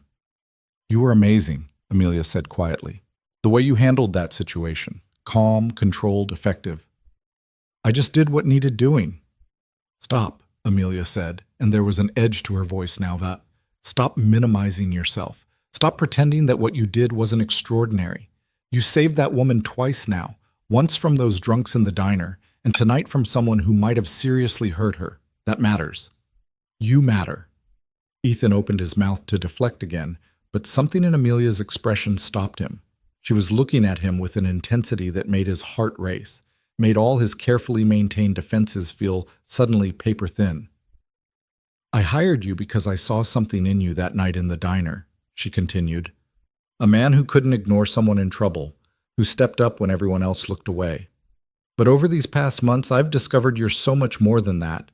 You're brilliant at what you do. You're patient with grace. You're kind to people who work for you. She stopped, seeming to catch herself, to pull back from whatever she'd been about to say. I'm what? Ethan asked softly. You're someone I didn't expect to find. The kitchen felt suddenly too small, the air charged with something Ethan couldn't name but could definitely feel. Amelia was standing close enough that he could smell her perfume, something subtle and expensive, could see the pulse point at her throat, could feel the heat radiating from her body. Amelia, he said, his voice rough, I can't. I know, you're not ready. I understand. She stepped back, giving him space, but her eyes stayed locked on his. But I need you to know that when you are ready, I'll be here. His phone buzzed, shattering the moment. A text from Grace. Party's over. Emma's mom is bringing me home. Love you. Reality crashed back. He had a daughter waiting for him, a life that couldn't accommodate the kind of complication that Amelia represented. But standing in her kitchen, watching her carefully rebuild the professional distance between them, Ethan felt something shift inside his chest. Maybe Vanessa was right. Maybe he'd been in a holding pattern for so long that he'd forgotten what it felt like to actually want something for himself. I should go, he said. Grace will be home soon. Of course. Thank you for tonight. For everything. The drive back to Riverside felt longer than usual, Ethan's mind spinning through the evening's events, through Amelia's words, through the feeling of standing in her kitchen and wanting something he wasn't sure he had the right to want. He'd thought accepting her job offer was the big risk, the major life change. But he was starting to realize that the job was just the beginning. The real risk, the real change, was standing in front of him in the form of a brilliant, intense woman who saw past all his defenses and liked what she found anyway. Grace was already home when he arrived, chattering about the party and the games and the cake. He listened with half his attention, the other half still in that kitchen in Lincoln Park, still hearing Amelia's voice saying, When you are ready, I'll be here. That night, after Grace was asleep, Ethan pulled out his laptop and did something he'd been avoiding for 2 years. He looked at photos of Sarah, his late wife, Grace's mother, the woman who'd been taken from them by a drunk driver on an ordinary Tuesday afternoon. Her smile looked back at him from the screen, warm and familiar and gone. He'd loved her completely. He still did. But looking at her now, he thought about what Vanessa had said, about living versus existing, about giving himself permission to be happy again. I miss you, he whispered to the empty room, but I think I'm ready to figure out what comes next. The photos didn't answer, of course, but somewhere in his chest, the knot of grief that had been his constant companion for 2 years loosened just slightly, making room for something else, something that felt like hope. Monday morning found him back at Hart Industries for a scheduled meeting. Amelia was professional, focused, giving no indication of what had passed between them. But when their eyes met across the conference table, Ethan saw something there that matched what he was feeling. Possibility. Promise. The beginning of something neither of them could have predicted, but both were brave enough to explore. And in the guest house behind Amelia's brownstone, Vanessa woke up feeling safe for the first time in months, protected by people who'd become friends, who'd stepped up when she needed them most. Sometimes, Ethan thought, the storms don't just pass. Sometimes they rearrange everything, breaking old patterns and making space for new ones. And sometimes the people who shelter you through the storm become the ones you can't imagine living without. The question was whether he was brave enough to admit that. The answer, he was starting to realize, might be yes. 3 weeks later, on a Tuesday afternoon that started ordinary and became anything but, Ethan learned that sometimes the universe doesn't wait for you to be ready. He was at the shop in Riverside, elbow deep in a transmission rebuild, when his phone lit up with Amelia's name. Not a text this time, but an actual call, which immediately set off alarm bells in his head. In the months they'd been working together, Amelia had respected his shop time, communicating through messages that he could respond to when convenient. A call meant urgency. "Amelia?" Her voice came through tight and controlled, but underneath he heard something he'd never heard from her before. Fear. "Ethan, I need you in Chicago, now." "What's wrong?" "I can't explain over the phone. Please, I'm sending a car to pick you up. 20 minutes. The line went dead before he could protest. Ethan stood there for a moment, grease-stained and confused, then made a decision. He called Grace's school, confirmed she could stay late in the aftercare program, then told Miguel he was leaving and to close up for the day if he didn't make it back. "Everything okay, boss?" Miguel asked, reading the tension in Ethan's shoulders. "Don't know yet, but I have a feeling it's not good." The black SUV that pulled up towards auto repair 18 minutes later was not Amelia's usual sedan. This was something else entirely, armored, judging by the weight of the doors, with windows that were definitely bulletproof and a driver who had the bearing of someone with serious training. He didn't speak, just nodded when Ethan climbed in, and then they were moving, fast but not recklessly, cutting through traffic with the efficiency of someone who knew how to drive under pressure. Ethan used the time to mentally prepare, running through scenarios. Corporate espionage, physical threat, something to do with Vanessa's ex, who'd been quiet since that night 3 weeks ago but hadn't been arrested. He tried calling Amelia back, but it went straight to voicemail. The SUV didn't take him to Hart Industries' main building. Instead, they headed to the suburbs, to a location Ethan recognized as the new research facility he'd assessed back in February. But something was wrong. There were police cars in the parking lot, their lights painting everything in alternating shades of blue and red. A perimeter had been established, keeping employees and curious onlookers at a distance. The driver pulled up to the police line, showed credentials that made the officer wave them through, and stopped near the building's entrance where Amelia stood talking to a man in a suit that screamed federal agent. She saw Ethan approaching and the relief on her face was palpable. She excused herself from the agent and met Ethan halfway, and up close he could see the strain around her eyes, the way her hands were clenched into fists at her sides. "Thank you for coming. What happened?" "About 2 hours ago, 3 men forced their way into the building. They were after prototype defense technology we've been developing, something that would be worth millions on the black market. Our security team engaged them, but during the confrontation they took hostages."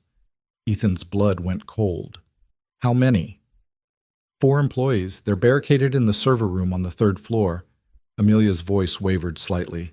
"One of them is Sarah, from the robotics lab, the one Grace has been working with." Everything in Ethan's world narrowed to a single, sharp point of focus. Sarah, who'd been kind to his daughter, who'd sparked Grace's love of engineering, who was now trapped in a room with armed men who'd already demonstrated a willingness to use force. What did the police say? "FBI's negotiating. They've got tactical teams on standby, but the men are threatening to harm the hostages if anyone tries to breach. They're demanding transportation, money, the prototype designs, standard playbook for this kind of thing." She paused, meeting his eyes. "Ethan, they know about you." "What do you mean?" "The lead negotiator, Agent Morrison." She gestured to the man in the suit. "He reviewed our security footage from when the men entered.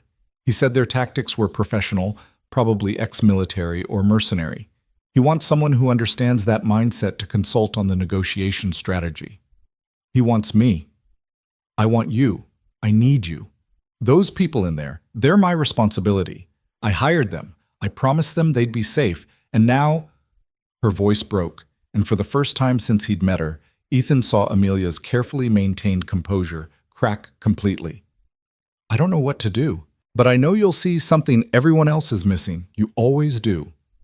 Ethan looked at the building, at the police perimeter, at the tactical teams staging in strategic positions. Every instinct told him to walk away, to let the professionals handle it, to stay out of situations where split-second decisions meant the difference between people living and dying. But Sarah was in there, and before he could talk himself out of it, he was moving toward Agent Morrison.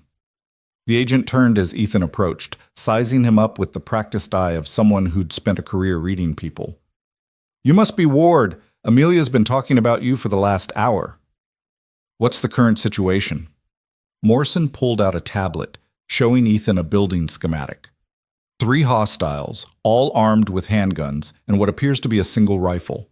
They've got 4 hostages in the 3rd-floor server room, here. Building has 1 main entrance, emergency exits on the east and west sides, but all access points are covered by our tactical teams. The hostiles have been communicating through one of the hostages' phones. No demands yet that they're actually serious about. They keep changing what they want, which tells me they're making this up as they go. "That's good and bad," Ethan said, studying the schematic.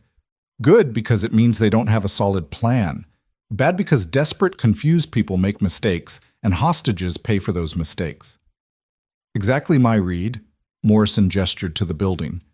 "We've been trying to establish a dialogue, but the main hostile calls himself Cole. He's agitated, aggressive. Keeps saying he knows what we're trying to do, that he's not going to fall for hostage negotiation tricks. Claims he's been through the training, which suggests military background." Ethan felt something click in his mind, pieces of information arranging themselves into a picture. "Let me hear his voice."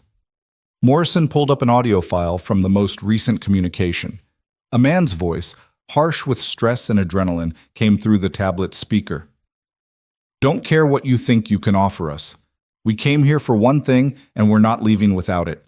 And if you try anything, if you send your tactical boys in here, these people die first. We're not amateurs, we know the playbook. So stop wasting time and give us what we want." Ethan listened to the cadence, the phrasing, the way Cole emphasized certain words. Then he listened again and again.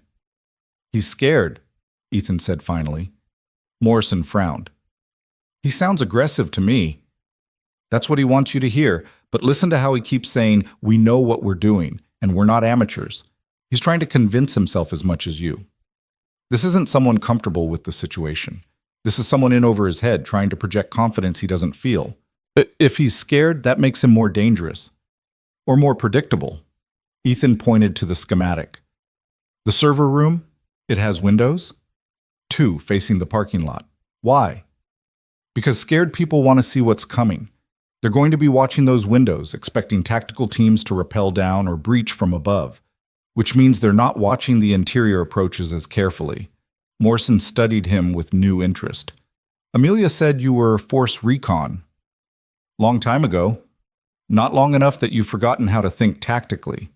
Morrison gestured to one of his team members, a woman with short, dark hair and the focused intensity of someone used to high-stakes situations. "Ward, this is Special Agent Chen, our lead negotiator. Chen, this is the security consultant Amelia Hart brought in." Chen shook Ethan's hand with a grip that said she didn't care about his credentials, she cared about results. "You have thoughts on how to approach this?" "Cole keeps saying he's not going to fall for negotiation tricks. That suggests someone taught him to recognize negotiation tactics. Probably military training, probably counter-interrogation techniques. He's expecting you to build rapport, to humanize the hostages, to offer him a way out that preserves his ego." "Standard negotiation strategy," Chen confirmed, "which means it won't work on him. He'll see it coming and reject it because accepting would mean admitting he's following your script." Ethan thought for a moment, turning the problem over in his mind like a mechanical puzzle with moving parts. "What if you gave him what he thinks he wants?" Morrison's eyebrows shot up. "You want us to hand over the prototype?" "No, I want you to pretend to. Look, Cole's scared and confused, but he's also committed. He can't back down without losing face, without admitting this whole thing was a mistake. But if you give him an exit that looks like a win, that lets him tell himself he accomplished his mission, he might take it." Chen was already nodding, seeing where Ethan was going. "We tell him we'll provide the prototype designs, arrange transportation, whatever he wants, but it has to happen on our terms, which means releasing the hostages as a show of good faith." "Exactly. Frame it as him being in control, him calling the shots. Appeal to his ego while slowly walking him toward the exit we want him to take." Morrison looked skeptical. "That's assuming he's rational enough to take the deal." He's military. Military training is built on following protocols, on understanding that every mission has objectives and extraction plans. Right now, he doesn't have an extraction plan. He's trapped in a building surrounded by federal agents with no clear path out. Give him that path and he'll take it, even if part of him knows it's a trap, because the alternative is admitting complete failure. The three of them stood there, police lights painting everything in blue and red, the weight of 4 lives hanging in the balance. Then Morrison made a decision. Okay, we try it your way, but Ward, if this goes sideways, if those hostages get hurt. It won't, Ethan said with a confidence he didn't entirely feel. Let me talk to him. Chen set up a direct line to the phone Cole had been using, and Ethan found himself holding a cell phone with 4 lives on the other end. He'd done this before, in other places, under different circumstances. But that knowledge didn't make the weight any lighter. Cole, this is Ethan Ward. I'm a security consultant working with Hart Industries. A pause. Then, the hell do I care who you are? You care because I'm the one who's going to get you out of this situation alive. We've got the leverage here, not you. You've got 4 scared people in a room with no exit strategy. That's not leverage. That's a countdown to catastrophe. Ethan kept his voice calm, conversational, the same tone he'd used discussing transmission problems. But here's the thing. I don't think you wanted it to go this way. I think you came here for a specific objective. Things went wrong. And now you're trying to figure out how to salvage the mission. Another pause, longer this time. You don't know anything about our mission. I know you're looking for defense prototype designs. I know you're ex-military, probably contractors now, working for someone who promised you good money for a quick job. And I know that right now, surrounded by federal agents with no clear exit, you're trying to figure out how this ends with you walking away. So what are you offering? Cole's voice had shifted, less aggressive, more calculating. Information exchange. You let one hostage go as a gesture of good faith. In return, I'll tell you exactly how we can make this work. How you get what you came for, and how you get out safely. You think I'm stupid? I let a hostage go. I lose leverage. You have 4 hostages. Releasing 1 leaves you with 3, which is still plenty of leverage, and it shows you're willing to negotiate in good faith. That matters to the people making decisions out here. Ethan paused, then played his card. Here's what you need to understand, Cole. Right now, this is a hostage situation. Nobody's hurt, nobody's dead. You're looking at federal prison time, yeah, but you'll survive it. But the moment someone gets hurt, the moment this becomes a casualty situation, every tactical team out here gets the green light to end this with extreme prejudice. And I know you're good, but you're not good enough to survive a coordinated FBI assault. Nobody is. Silence on the line. Ethan could almost hear Cole thinking, weighing options, calculating odds. How do I know you'll keep your word? Cole asked finally. Because I don't care about putting you in jail. I care about getting those 4 people out safely. You cooperate, you make this easy, and I'll make sure everyone knows it. That counts for something when it comes time for sentencing. More silence. Then, 1 hostage. The guy with the glasses, the older one. He's got a medical condition, keeps saying he needs his medication. I'll send him out. Smart choice. Send him to the main entrance. We'll have medical personnel waiting.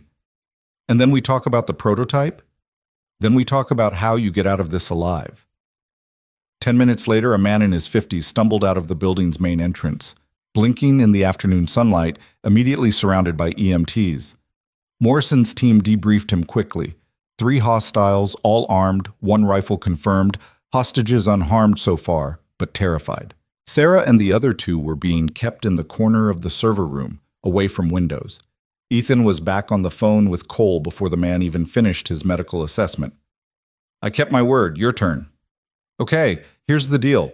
We've prepared a data package with the prototype designs you're looking for, but it's encrypted, and we're not giving you the encryption key until all remaining hostages are released. I'm not finished. We're also going to provide transportation. A van parked at the east exit, keys in the ignition, full tank of gas. No tracking devices, no tricks. You release the hostages, you take the data package, you drive away. We don't pursue, we don't engage. You get a 30-minute head start before we even report which direction you went. Why would you do that? Because this ends one of two ways, Cole. Either you walk out of here with what you came for, or tactical teams breach that room and nobody walks out. I'm offering you the first option. But it only works if everyone cooperates, if nobody gets hurt, if this stays a theft instead of becoming a tragedy. He could hear Cole breathing on the other end, could hear mumbled conversation as Cole discussed it with his companions. Then, how do we know the data package is real? We'll provide verification, sample data that matches what you're looking for, but the full package only comes after the hostages are released. That's non-negotiable. I need to think about it. You've got 30 minutes. After that, the people making decisions out here stop listening to me and start listening to the tactical team commanders who want to end this the hard way. Ethan ended the call and found Morrison and Chen staring at him. Did you just promise them a clean getaway? Morrison asked, his voice tight. I promised them a van in 30 minutes. I didn't promise the van would actually start after they got in it, or that we wouldn't have aerial surveillance tracking their every move. Ethan met Morrison's eyes. But they don't know that. Right now they're weighing their options, and the option I gave them looks a lot better than the alternative. Chen was nodding slowly. It's risky. If they take the deal and somehow actually get away, they won't. But more importantly, the hostages will be safe. That's the priority. Amelia had been standing back, letting the professionals work, but now she stepped forward. Will it work? I don't know, Ethan admitted, but it's the best option we have. Cole's scared and trapped and trying to salvage something from a situation that's spiraling out of control. I'm giving him a lifeline that lets him tell himself he won. Whether he's smart enough to take it is another question.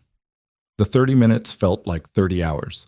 Ethan spent the time working with Morrison's tactical teams, reviewing building schematics, identifying every possible contingency. If this went wrong, if Cole rejected the deal or hurt the hostages, Ethan wanted to make sure there was a response plan that didn't end with everyone dead. But underneath the tactical planning, his mind kept circling back to Sarah, trapped in that room with 3 desperate men. Grace's friend, the engineer who'd been patient and kind and everything a mentor should be. If something happened to her because Ethan's plan failed, he didn't know how he'd live with that. 28 minutes into the deadline, Cole called back. We'll take the deal. But I want to see the van first, want verification that it's really there and not some trick.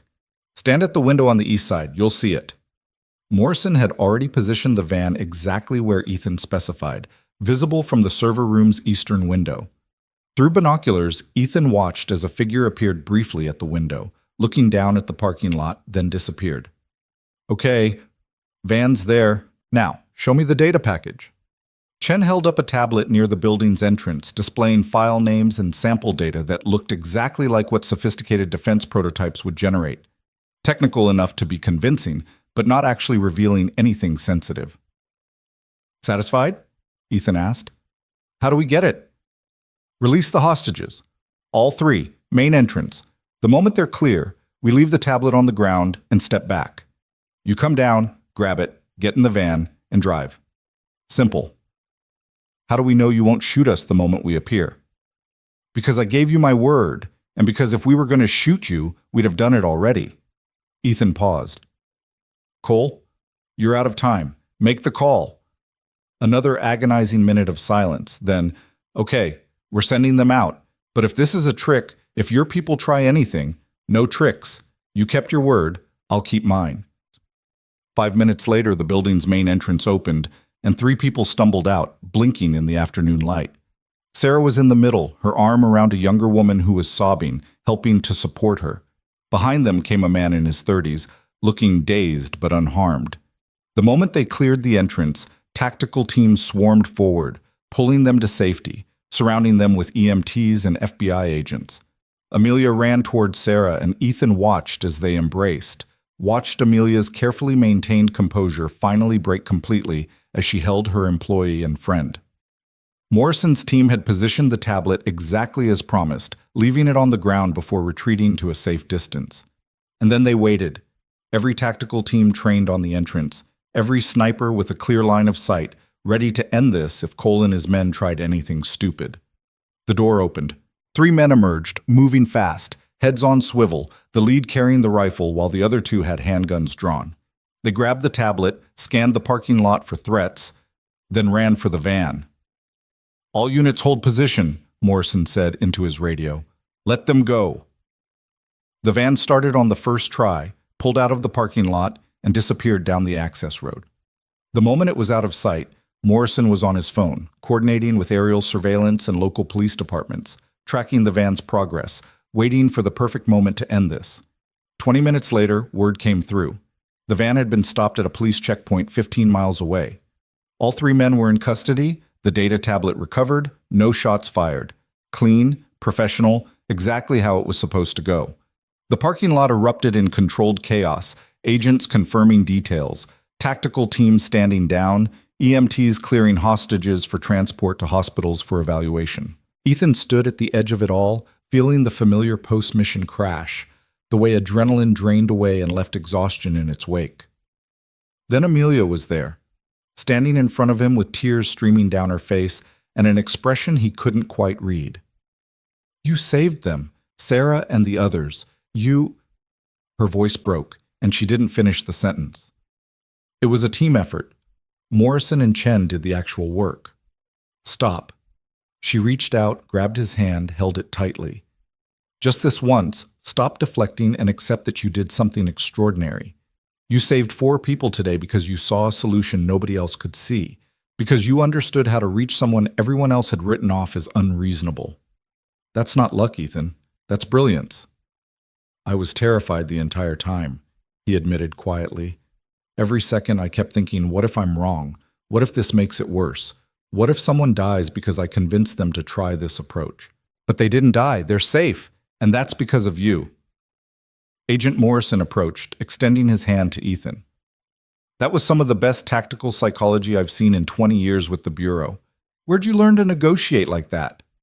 "Fallujah, Kandahar, a dozen villages whose names I can't pronounce. When you're trying to win hearts and minds, you learn to understand what people need to hear to make the choice you want them to make." "Well, it worked.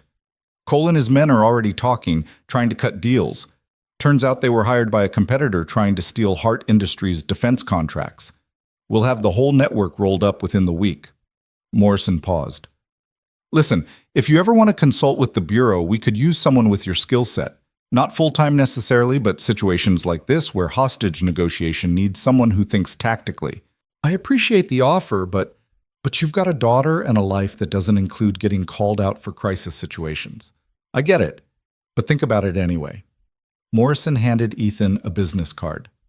"FBI could use more people who actually care about getting everyone home alive."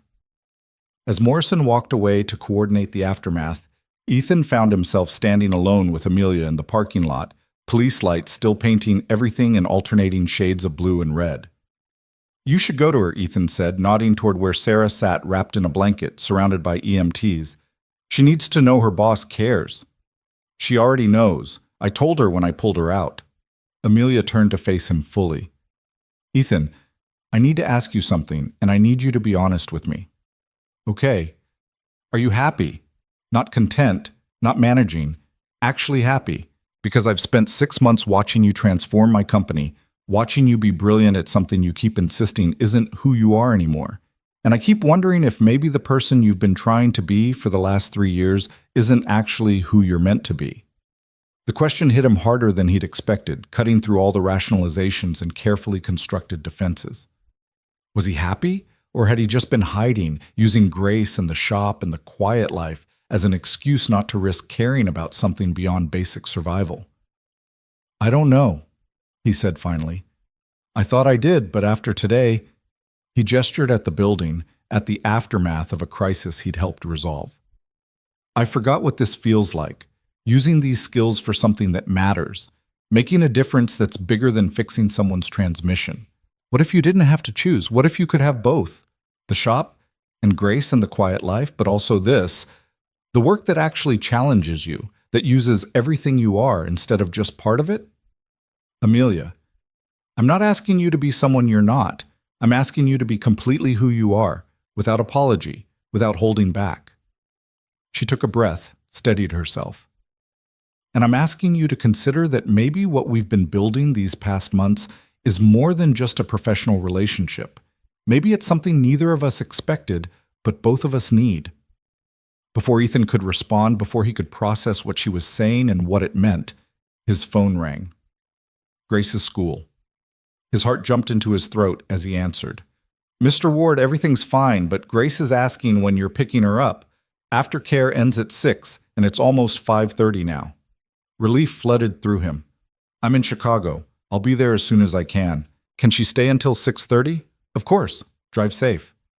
He ended the call and found Amelia watching him with understanding in her eyes. Go. Grace needs you. We can talk about this later. Amelia, what you said? Later. Go be a dad. That's always the most important thing. The drive back to Riverside was a blur, Ethan's mind spinning through the day's events, through what Amelia had said, through the feeling of standing in that parking lot doing work that actually mattered. He made it to the school at 6:25, found Grace waiting in the aftercare room with her nose buried in a robotics manual. Daddy! She launched herself into his arms. You're late. Miss Jennifer said you were in Chicago for work. Was it important? Very important and complicated. But I'm here now. On the drive home, Grace chattered about her day, about the math test she'd aced and the stories she'd written about robots who learned to feel emotions. Ethan listened with half his attention, the other half still processing everything, still trying to figure out what came next. That night, after Grace was asleep, Ethan found himself standing in his kitchen with his phone in his hand, staring at Amelia's contact information. He drafted a text half a dozen times, deleting each one because words felt inadequate to capture what he was feeling. Finally, he settled on something simple. Thank you for today, for trusting me with something that important. Her response came almost immediately. You're the only person I would have trusted with it. Sleep well, Ethan. He stared at those words for a long time, at the way she'd used his first name, at the implication that she'd been waiting for his message, hoping he'd reach out. Maybe Vanessa was right. Maybe it was time to stop hiding behind the life he'd built and start actually living it. The question was whether he was brave enough to take that step. The answer, increasingly, was beginning to feel like yes. The answer came sooner than Ethan expected, delivered not through some grand moment of clarity, but through the accumulation of small truths that became impossible to ignore. It started 3 days after the hostage crisis, when Sarah showed up at Ward's auto repair with a box of donuts and a smile that didn't quite reach her eyes. Ethan was under a Honda Civic when Miguel called out that he had a visitor, and he rolled out from beneath the chassis to find the robotics engineer standing in his shop, looking simultaneously grateful and traumatized. I wanted to thank you, Sarah said without preamble. Amelia told me what you did, how you talked Cole down, how you're the reason I'm standing here instead of... She stopped, swallowed hard. Instead of not standing here. Ethan wiped his hands on a rag, uncomfortable with the gratitude. I'm glad you're safe. How are you holding up? Therapy twice a week, nightmares most nights, and a newfound appreciation for boring routines. She attempted a laugh that came out shaky. But I'm alive, and that's because of you. I needed you to know that matters, that you matter. After she left, Ethan stood in his shop surrounded by the familiar smell of motor oil and metal and felt the disconnect more sharply than ever. This place had been his refuge, his escape from a life defined by violence and split-second decisions. But increasingly, it felt less like refuge and more like hiding. That evening, Grace was working on a robot at the kitchen table, her tongue sticking out in concentration the way it always did when she was focused, when she looked up and asked the question that changed everything. Daddy, are you going to marry Ms. Hart? Ethan nearly dropped the pot he was washing. What? Why would you ask that? Because you smile different when you talk about her, like how you used to smile in pictures with Mommy.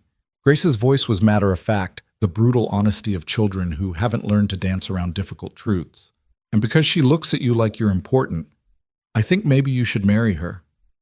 It's not that simple, baby. Why not? You like her. She likes you. That's how it works in the stories. Real life is more complicated than stories. Grace considered this, then returned to her robot with a shrug that said adults were weird, but she'd accept it for now. But the question lingered in Ethan's mind long after she'd gone to bed. bouncing around his thoughts like a pinball he couldn't catch. Did he want to marry Amelia? The question felt simultaneously premature and overdue, like he'd been avoiding asking it because he already knew the answer and wasn't ready to deal with the implications. He found himself at Vanessa's apartment the next afternoon, ostensibly to check on her. Marcus had been sentenced to 6 months in jail for violating the restraining order, and she was finally feeling safe enough to return home, but really because he needed someone to tell him he wasn't crazy. "You're overthinking this," Vanessa said, pouring coffee with the ease of someone who'd become comfortable with Ethan's habit of showing up when he needed to talk. "Actually, no, you're underthinking it. You're so busy analyzing whether you should have these feelings that you're not actually dealing with the fact that you already do. That's not, Ethan, you coordinated a hostage negotiation to save her employee. You drive to Chicago twice a month, even though you hate city traffic. You light up when you talk about her, which Grace noticed because children notice everything. At what point do you admit that you've fallen for this woman?" The words hung in the air between them, truth dressed in uncomfortable clarity. Fallen for her. Had he? When had that happened? Was it the first night in the diner when she'd seen past his carefully maintained disguise? Was it the day she'd shown up at his shop and refused to take no for an answer? Was it the moment in her kitchen when she'd said, "When you're ready, I'll be here"? Or had it been all of those moments, accumulated like interest, building into something he could no longer pretend didn't exist? "I don't know if I'm ready for this," he said quietly. Vanessa reached across the table, covering his hand with hers. "Nobody's ever ready for the things that matter most. You weren't ready to lose Sarah, his late wife, the ghost that still haunted the edges of his life. But you survived it. You weren't ready to be a single father, but Grace is thriving because of you. You weren't ready to step into that diner and protect a stranger, but you did it anyway. Being ready is overrated. Sometimes you just have to be brave." "What if I mess it up? What if I let her down? Or Grace gets attached and something goes wrong? Or what if it works? What if you let yourself have this thing that clearly makes you happy, and it's everything you're afraid to hope for?" Vanessa squeezed his hand. "You can't live your whole life in a defensive crouch, protecting yourself from possibilities because you're scared of pain. That's not living, Ethan. That's just surviving. And you deserve more than that." He drove home through the spring evening, windows down, letting the May air wash over him, and made a decision. He was going to tell Amelia how he felt, not hide behind professionalism or deflect with self-deprecation or pretend that what had been building between them was anything other than what it clearly was. He was going to be brave. The opportunity came 2 weeks later, during what was supposed to be a routine consultation visit that turned into something else entirely. Ethan had arrived at Hard Industries Friday afternoon with Grace in tow, planning to review quarterly security assessments before heading home. But Amelia had other plans. "I want to show you something," she said, and there was an excitement in her voice that Ethan had learned to recognize as significant. She drove them to a property on the outskirts of Chicago, a converted firehouse that had been renovated into something extraordinary.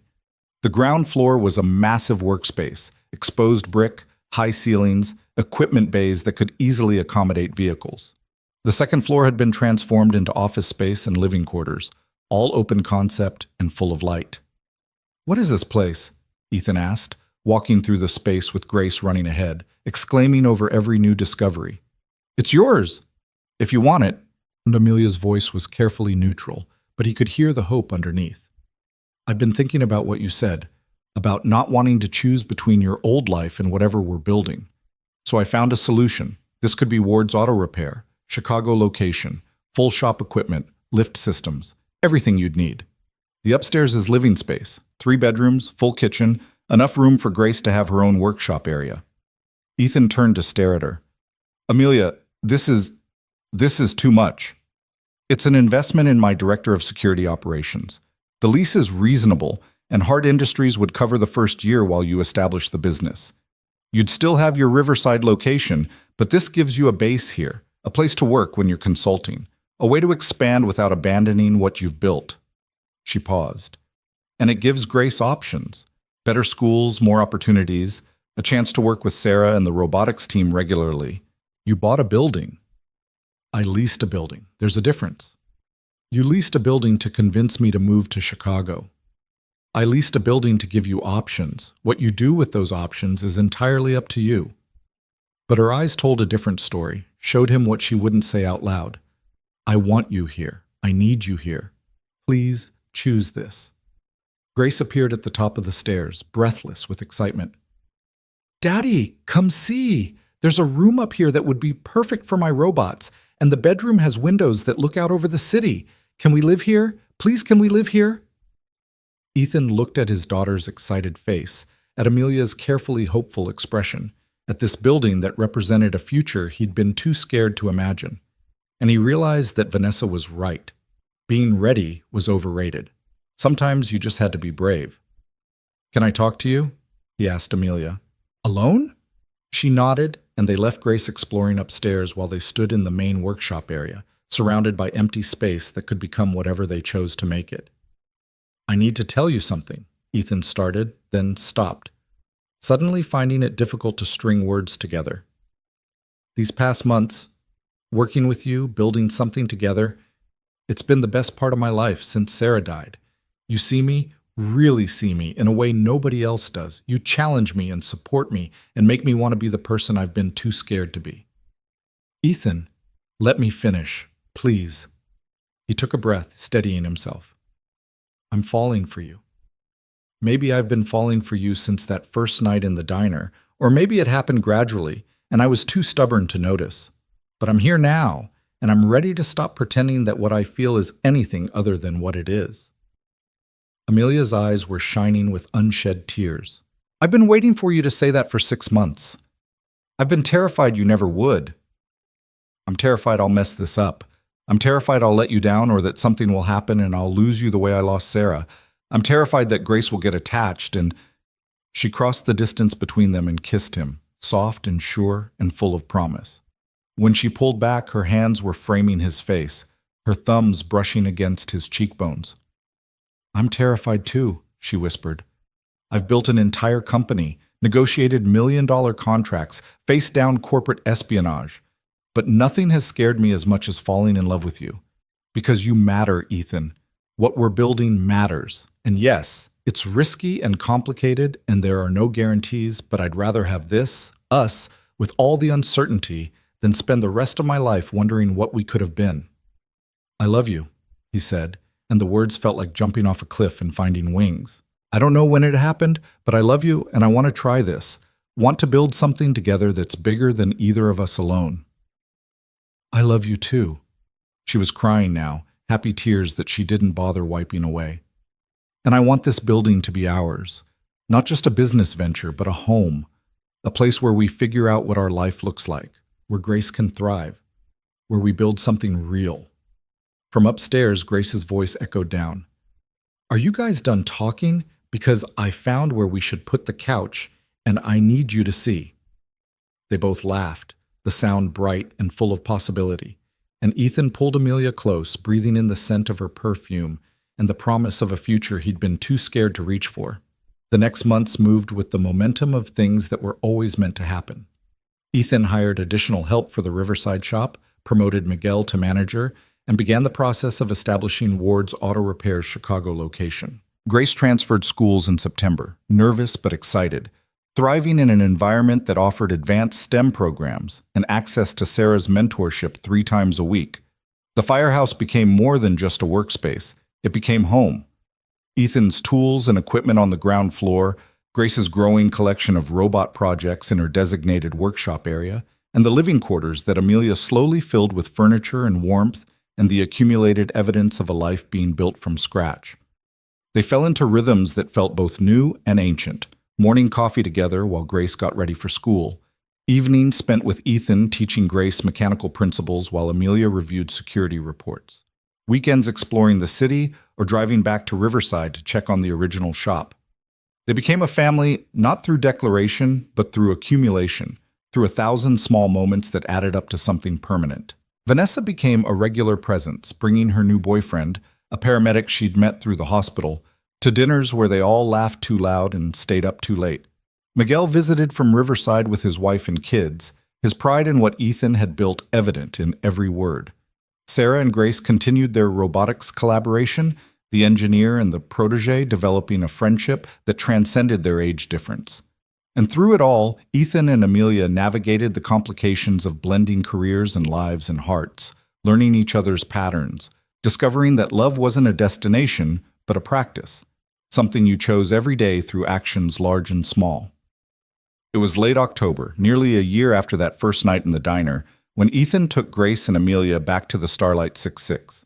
The storm that night had been literal, but looking back, Ethan understood it had been symbolic too, the kind of weather that cleared the air and made space for new growth. They slid into the same corner booth where Ethan and Grace had sat that November evening, and Janice, still working here, still remembering, brought them coffee and hot chocolate without being asked.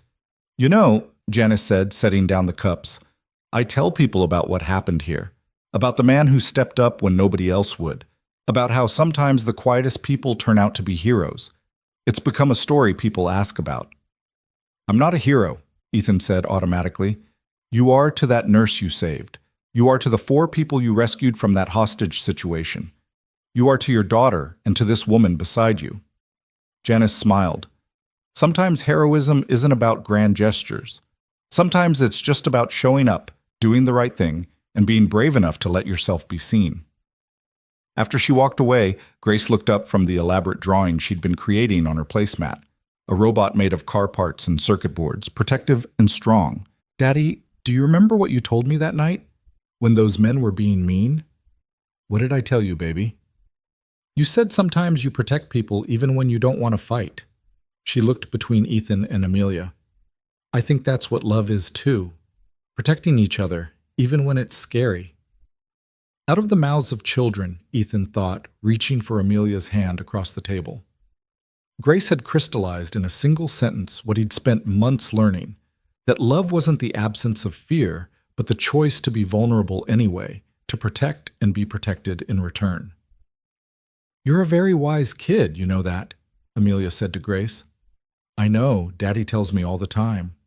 Grace grinned, then returned to her drawing, adding details with the focused intensity she'd inherited from Ethan. That night, after Grace had fallen asleep in the truck on the drive home, after they'd carried her upstairs and tucked her into her bed with her science fair trophy, now joined by several others, on the nightstand, Ethan and Amelia stood in the doorway of her room the way they'd done countless times before. "She's extraordinary," Amelia whispered, and Ethan heard in those words the same wonder he felt every day watching his daughter grow. "She is, and part of that is because of you." He turned to look at Amelia, this woman who'd seen past his defenses, who'd refused to let him hide from his own potential. "You've given her things I couldn't, opportunities, mentorship, a broader world. You've made her life bigger." "We've made her life bigger, together." Amelia leaned into him, and Ethan wrapped his arms around her, feeling the rightness of it, the way they fit like pieces of a puzzle that had been waiting to be completed. They moved to their own bedroom. Their bedroom, shared space, shared life, and lay in the darkness talking the way they often did, processing the day, making plans for tomorrow, comfortable in the silence that came from being truly known by another person. "I've been thinking," Amelia said eventually, "about the future, about what we're building." "Yeah?" "I want to expand Hard Industries' focus. Not just corporate security, but community protection programs.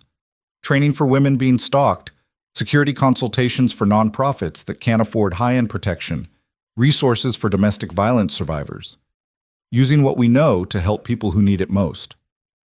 Ethan felt something warm expand in his chest. This was why he loved her. Not just for who she was, but for how she made him want to be better, do better, use his skills for something that truly mattered. "I think that's brilliant, and I want to be part of it, not just as director of security, but as someone who believes in that mission." He paused. Sarah would have loved that. She always said the best use of strength was protecting people who couldn't protect themselves. They didn't talk about his late wife often. The ghost was there, would always be there, but it had stopped being a barrier and become instead a bridge. A reminder that love didn't erase loss but could coexist with it, could honor it while still moving forward. "I think she'd be proud of you," Amelia said quietly. "Of the father you are, the man you've become, the life you've built. I think she'd be happy you found someone to share it with." Ethan didn't trust himself to speak, so he just held Amelia tighter, feeling the truth of her words, feeling Sarah's blessing in the life he'd been brave enough to claim. December brought snow and the holidays, and Grace's 8th birthday, celebrated with too many presents and a party where she demonstrated her latest robot, a fully autonomous sorting machine that could identify and categorize different materials, to an audience of school friends, engineers from hard industries, and neighbors from both Riverside and Chicago who'd become part of their extended family. Ethan stood at the edge of the chaos, watching Grace explain circuit diagrams to kids her age with the confidence of someone who knew her passion was valuable and felt the weight of gratitude for everything that had led to this moment. "She's going to change the world," Vanessa said, appearing beside him with a plate of cake. "That kid is going to invent something that matters, and it's because you gave her the space to be brilliant." "We gave her the space," Ethan corrected.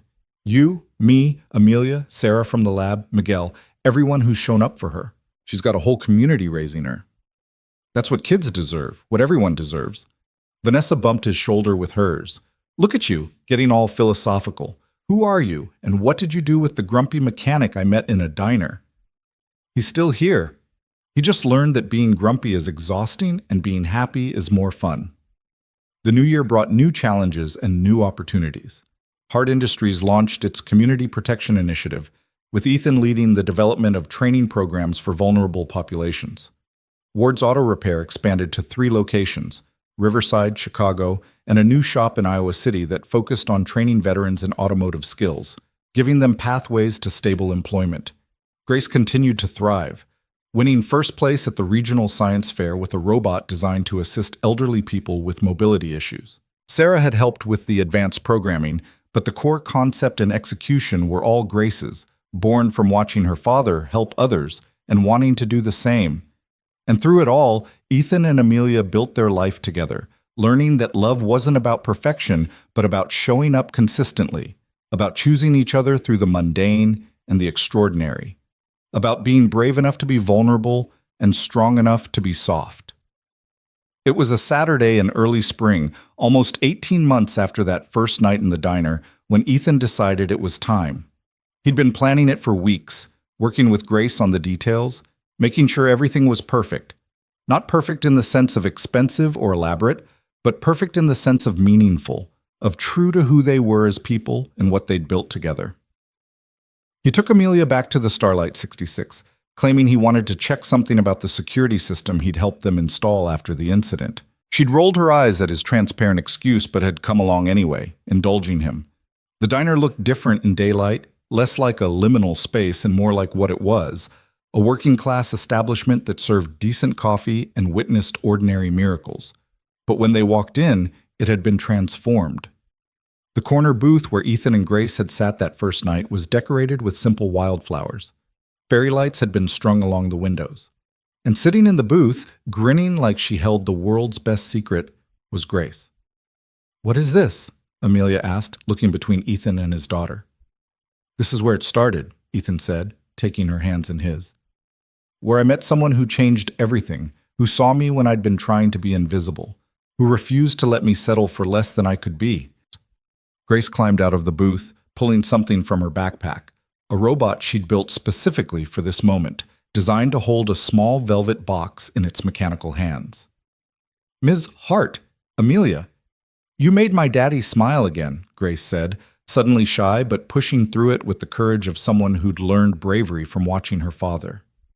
"You made our family bigger and better, and we want you to stay forever." The robot whirred to life, extending the box toward Amelia with surprising grace. Ethan took it, opened it to reveal a ring that had belonged to his grandmother, simple, elegant, chosen because it represented continuity and heritage, the passing of love from one generation to the next. "I'm not good at speeches," Ethan said, his voice rough with emotion. "I'm better at fixing things, at solving problems, at actions instead of words. But I need you to hear this. You took a broken, scared man who was hiding from his own life, and you made him want to be whole again. You gave my daughter opportunities I never could have provided alone. You built something with us that's stronger than any of us individually." He got down on one knee, right there in the diner where this had all started, and looked up at the woman who'd refused to let him hide. "Amelia Hart, Will you marry me? Will you let us be your family officially, legally, permanently? Will you take a chance on a mechanic and his weird robot-building daughter and see where this adventure goes?" Amelia was crying, laughing, nodding before he even finished speaking. "Yes, God, yes. Of course, yes." She pulled him up and kissed him while Grace cheered and Janice emerged from the kitchen with a cake she'd apparently been hiding, and the handful of regular customers in the diner applauded like they'd all been part of the story from the beginning. The ring fit perfectly. The moment felt perfect. Not in the sense of flawless, but in the sense of right, of earned, of worth every moment of fear and uncertainty that had led to it. "I love you," Amelia said, looking at the ring, at Grace, at Ethan. "Both of you, my family." "Our family," Grace corrected, "because that's how it works. You're not getting us, we're all getting each other." They stayed at the diner for hours, celebrating with strangers who became friends, with Janice, who kept bringing them coffee and refusing payment, with the ordinary magic of a place that had witnessed a beginning and was now witnessing a promise of forever. The wedding happened 3 months later, a small ceremony in the firehouse they'd transformed into home. Grace was the flower girl and the ring bearer, insisting she could do both jobs because "I'm very capable." Vanessa was Amelia's maid of honor, Miguel was Ethan's best man, and Sarah designed robot decorations that made the whole space feel like it belonged to them specifically. They exchanged vows they'd written themselves, promises about showing up and being brave and protecting each other through whatever came next. When the officiant pronounced them married, Grace whooped so loud that everyone laughed, and Ethan kissed his wife with his daughter between them, all three of them holding each other, a family bound not by blood, but by choice and love, and the courage to build something new from broken pieces. The reception was chaos in the best way, dancing and speeches and laughter that echoed off the exposed brick walls. At one point, Ethan found himself standing with Miguel and Frank and some of the other mechanics, talking shop the way men do when they're comfortable, when someone asked how he'd gotten so lucky. "I don't think it's luck," Ethan said, watching Amelia dance with Grace, both of them laughing at something private and precious. "I think it's about being brave enough to accept help when it's offered, to let people see you when you're broken, to trust that maybe you deserve good things even when you don't feel worthy of them." Miguel raised his beer. "To being brave, then, and to good things." They all drank to that, to the simple, profound truth that life wasn't about avoiding pain or playing it safe, but about showing up, doing the work, and trusting that the people you loved would catch you when you fell. Later, when the reception had wound down and Grace had fallen asleep on the couch, and it was just Ethan and Amelia in the quiet aftermath, they stood at the window looking out over the city lights. "Do you ever think about that night?" Amelia asked. "The diner, the storm, the moment when everything changed?" "All the time. I think about how close I came to looking away, to staying in my booth and minding my own business, about how different everything would be if I'd made that choice." "But you didn't look away. That's who you are. Someone who steps up even when it's hard, especially when it's hard." "I'm someone who's still learning to accept that about himself," Ethan admitted. "But I'm working on it, with your help." "With our help," Amelia corrected. And Ethan understood she meant Grace too, meant the entire community they'd built, meant all the people who'd shown up when it mattered. They stood there in comfortable silence, watching the city, watching their future unfold in real time, and Ethan felt something he'd thought he'd lost forever when Sarah died, the absolute certainty that he was exactly where he was meant to be. Grace stirred on the couch, mumbling something about servo motors, and they moved together to cover her with a blanket. She'd grown so much in the past 18 months, become so confident and capable, and Ethan knew that was partly his doing, but mostly hers, her own strength and brilliance, flowering in an environment that gave her room to grow. "She's going to be amazing," Amelia whispered. "She already is. We're just along for the ride." That night, lying in bed with his wife, the word still felt new and wonderful, Ethan thought about all the versions of himself he'd been. The Marine who'd learned to fight, the grieving widower who'd learned to survive, the mechanic who'd tried to be invisible, and now this. A husband, a father, a man who'd learned that strength wasn't about walls but about bridges, wasn't about hiding but about being seen.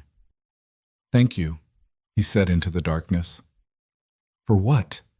Amelia's voice was sleepy, content. For not giving up on me. For seeing something worth pursuing even when I was doing everything possible to convince you otherwise. You're not someone you give up on easily. Besides, I'm very stubborn. Runs in the family. Our family now. Our family, she agreed.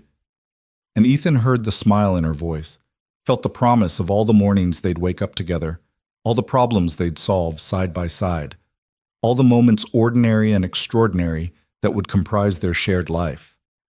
The months turned into years, and the story continued the way all good stories do, not with a definitive ending, but with ongoing chapters, new challenges, unexpected joys. Grace grew into a teenager who combined her father's mechanical brilliance with her stepmother's business acumen, already talking about engineering programs and patents and changing the world. Ward's Auto Repair became a chain of shops across the Midwest, each one employing veterans and providing training for people who needed second chances. Hart Industries' Community Protection Initiative expanded nationwide, training thousands of people in security awareness and personal safety. And through it all, Ethan and Amelia built their life together, proving every day that love wasn't about perfection, but about persistence, about choosing each other through the mundane and the magnificent, about being brave enough to be vulnerable and strong enough to be soft. Sometimes they went back to the Starlight 66, usually on the anniversary of that first meeting, and sat in their corner booth and remembered the storm that had brought them together. Janice always recognized them, always brought them coffee and hot chocolate, always asked about Grace and the business and the life they'd built. "You two are my favorite story," she told them once. "Proof that good things happen to people who show up when it matters." And Ethan, who'd spent years believing he didn't deserve good things, who'd hidden from his own potential because he was terrified of failing, finally understood that sometimes the bravest thing you can do is let yourself be happy. Let yourself be loved. Let yourself believe that the storms pass and the morning comes, and the people who matter will be there when you need them. He'd started as a mechanic trying to disappear, a single father just trying to get through each day, a man running from his own capabilities. But he'd become something more, a husband, a leader, a protector, a man who'd learned that strength was about building up rather than breaking down, about creating rather than destroying, about love rather than fear. And on warm summer evenings, when Grace was showing them her latest invention and Amelia was making plans for their next expansion, and the house was full of the comfortable chaos of a family that chose each other every single day, Ethan would think about that night in the diner and feel nothing but gratitude. Gratitude for the storm that forced him to stop. Gratitude for the woman who needed help. Gratitude for the CEO who saw his potential. Gratitude for the daughter who gave him reason to be brave. Gratitude for the life assembled from broken pieces that somehow fit together perfectly. Because sometimes the best things in life aren't the ones you plan for. They're the ones that find you in unexpected moments, in corner booths during storms, in parking lots during hostage crises, in converted firehouses that become home. They're the people who refuse to let you hide, who see you when you're trying to be invisible, who love you not despite your scars, but because of them. Because they understand that scars are just proof that you survived, that you kept going, that you were brave enough to heal. And as the years continued, as Grace went off to college and won awards and started her own company, as Ward's Auto Repair celebrated its 10th anniversary, and Hart Industries became a leader in corporate ethics and community protection, as Ethan and Amelia grew older together and built a legacy that would outlast them both, one truth remained constant. Love is protection. Love is showing up. Love is being brave enough to be seen and strong enough to be soft and wise enough to know that the best things in life are the ones you build together, piece by careful piece, with patience and faith and the absolute certainty that some things are worth the risk. The story that began in a diner during a storm didn't end with a wedding or a business success or any single moment of triumph. It continued, as all real stories do, in the accumulation of ordinary days transformed into extraordinary life by the simple act of showing up, doing the work, and loving fiercely despite the fear. And in the end, that's what mattered most. Not the heroic moments or the grand gestures, but the quiet, consistent choice to be present, to be brave, to be open to possibility, even when it terrified you. That's what made a life worth living. That's what made a family worth building. That's what made a love worth fighting for. And Ethan Ward, the mechanic who became a guardian, the warrior who became a protector, the broken man who became whole, understood that now. Not because someone told him, but because he'd lived it, day by day, moment by moment, choice by brave choice. The storm had passed. The morning had come. And the life waiting on the other side was more beautiful than anything he dared to imagine.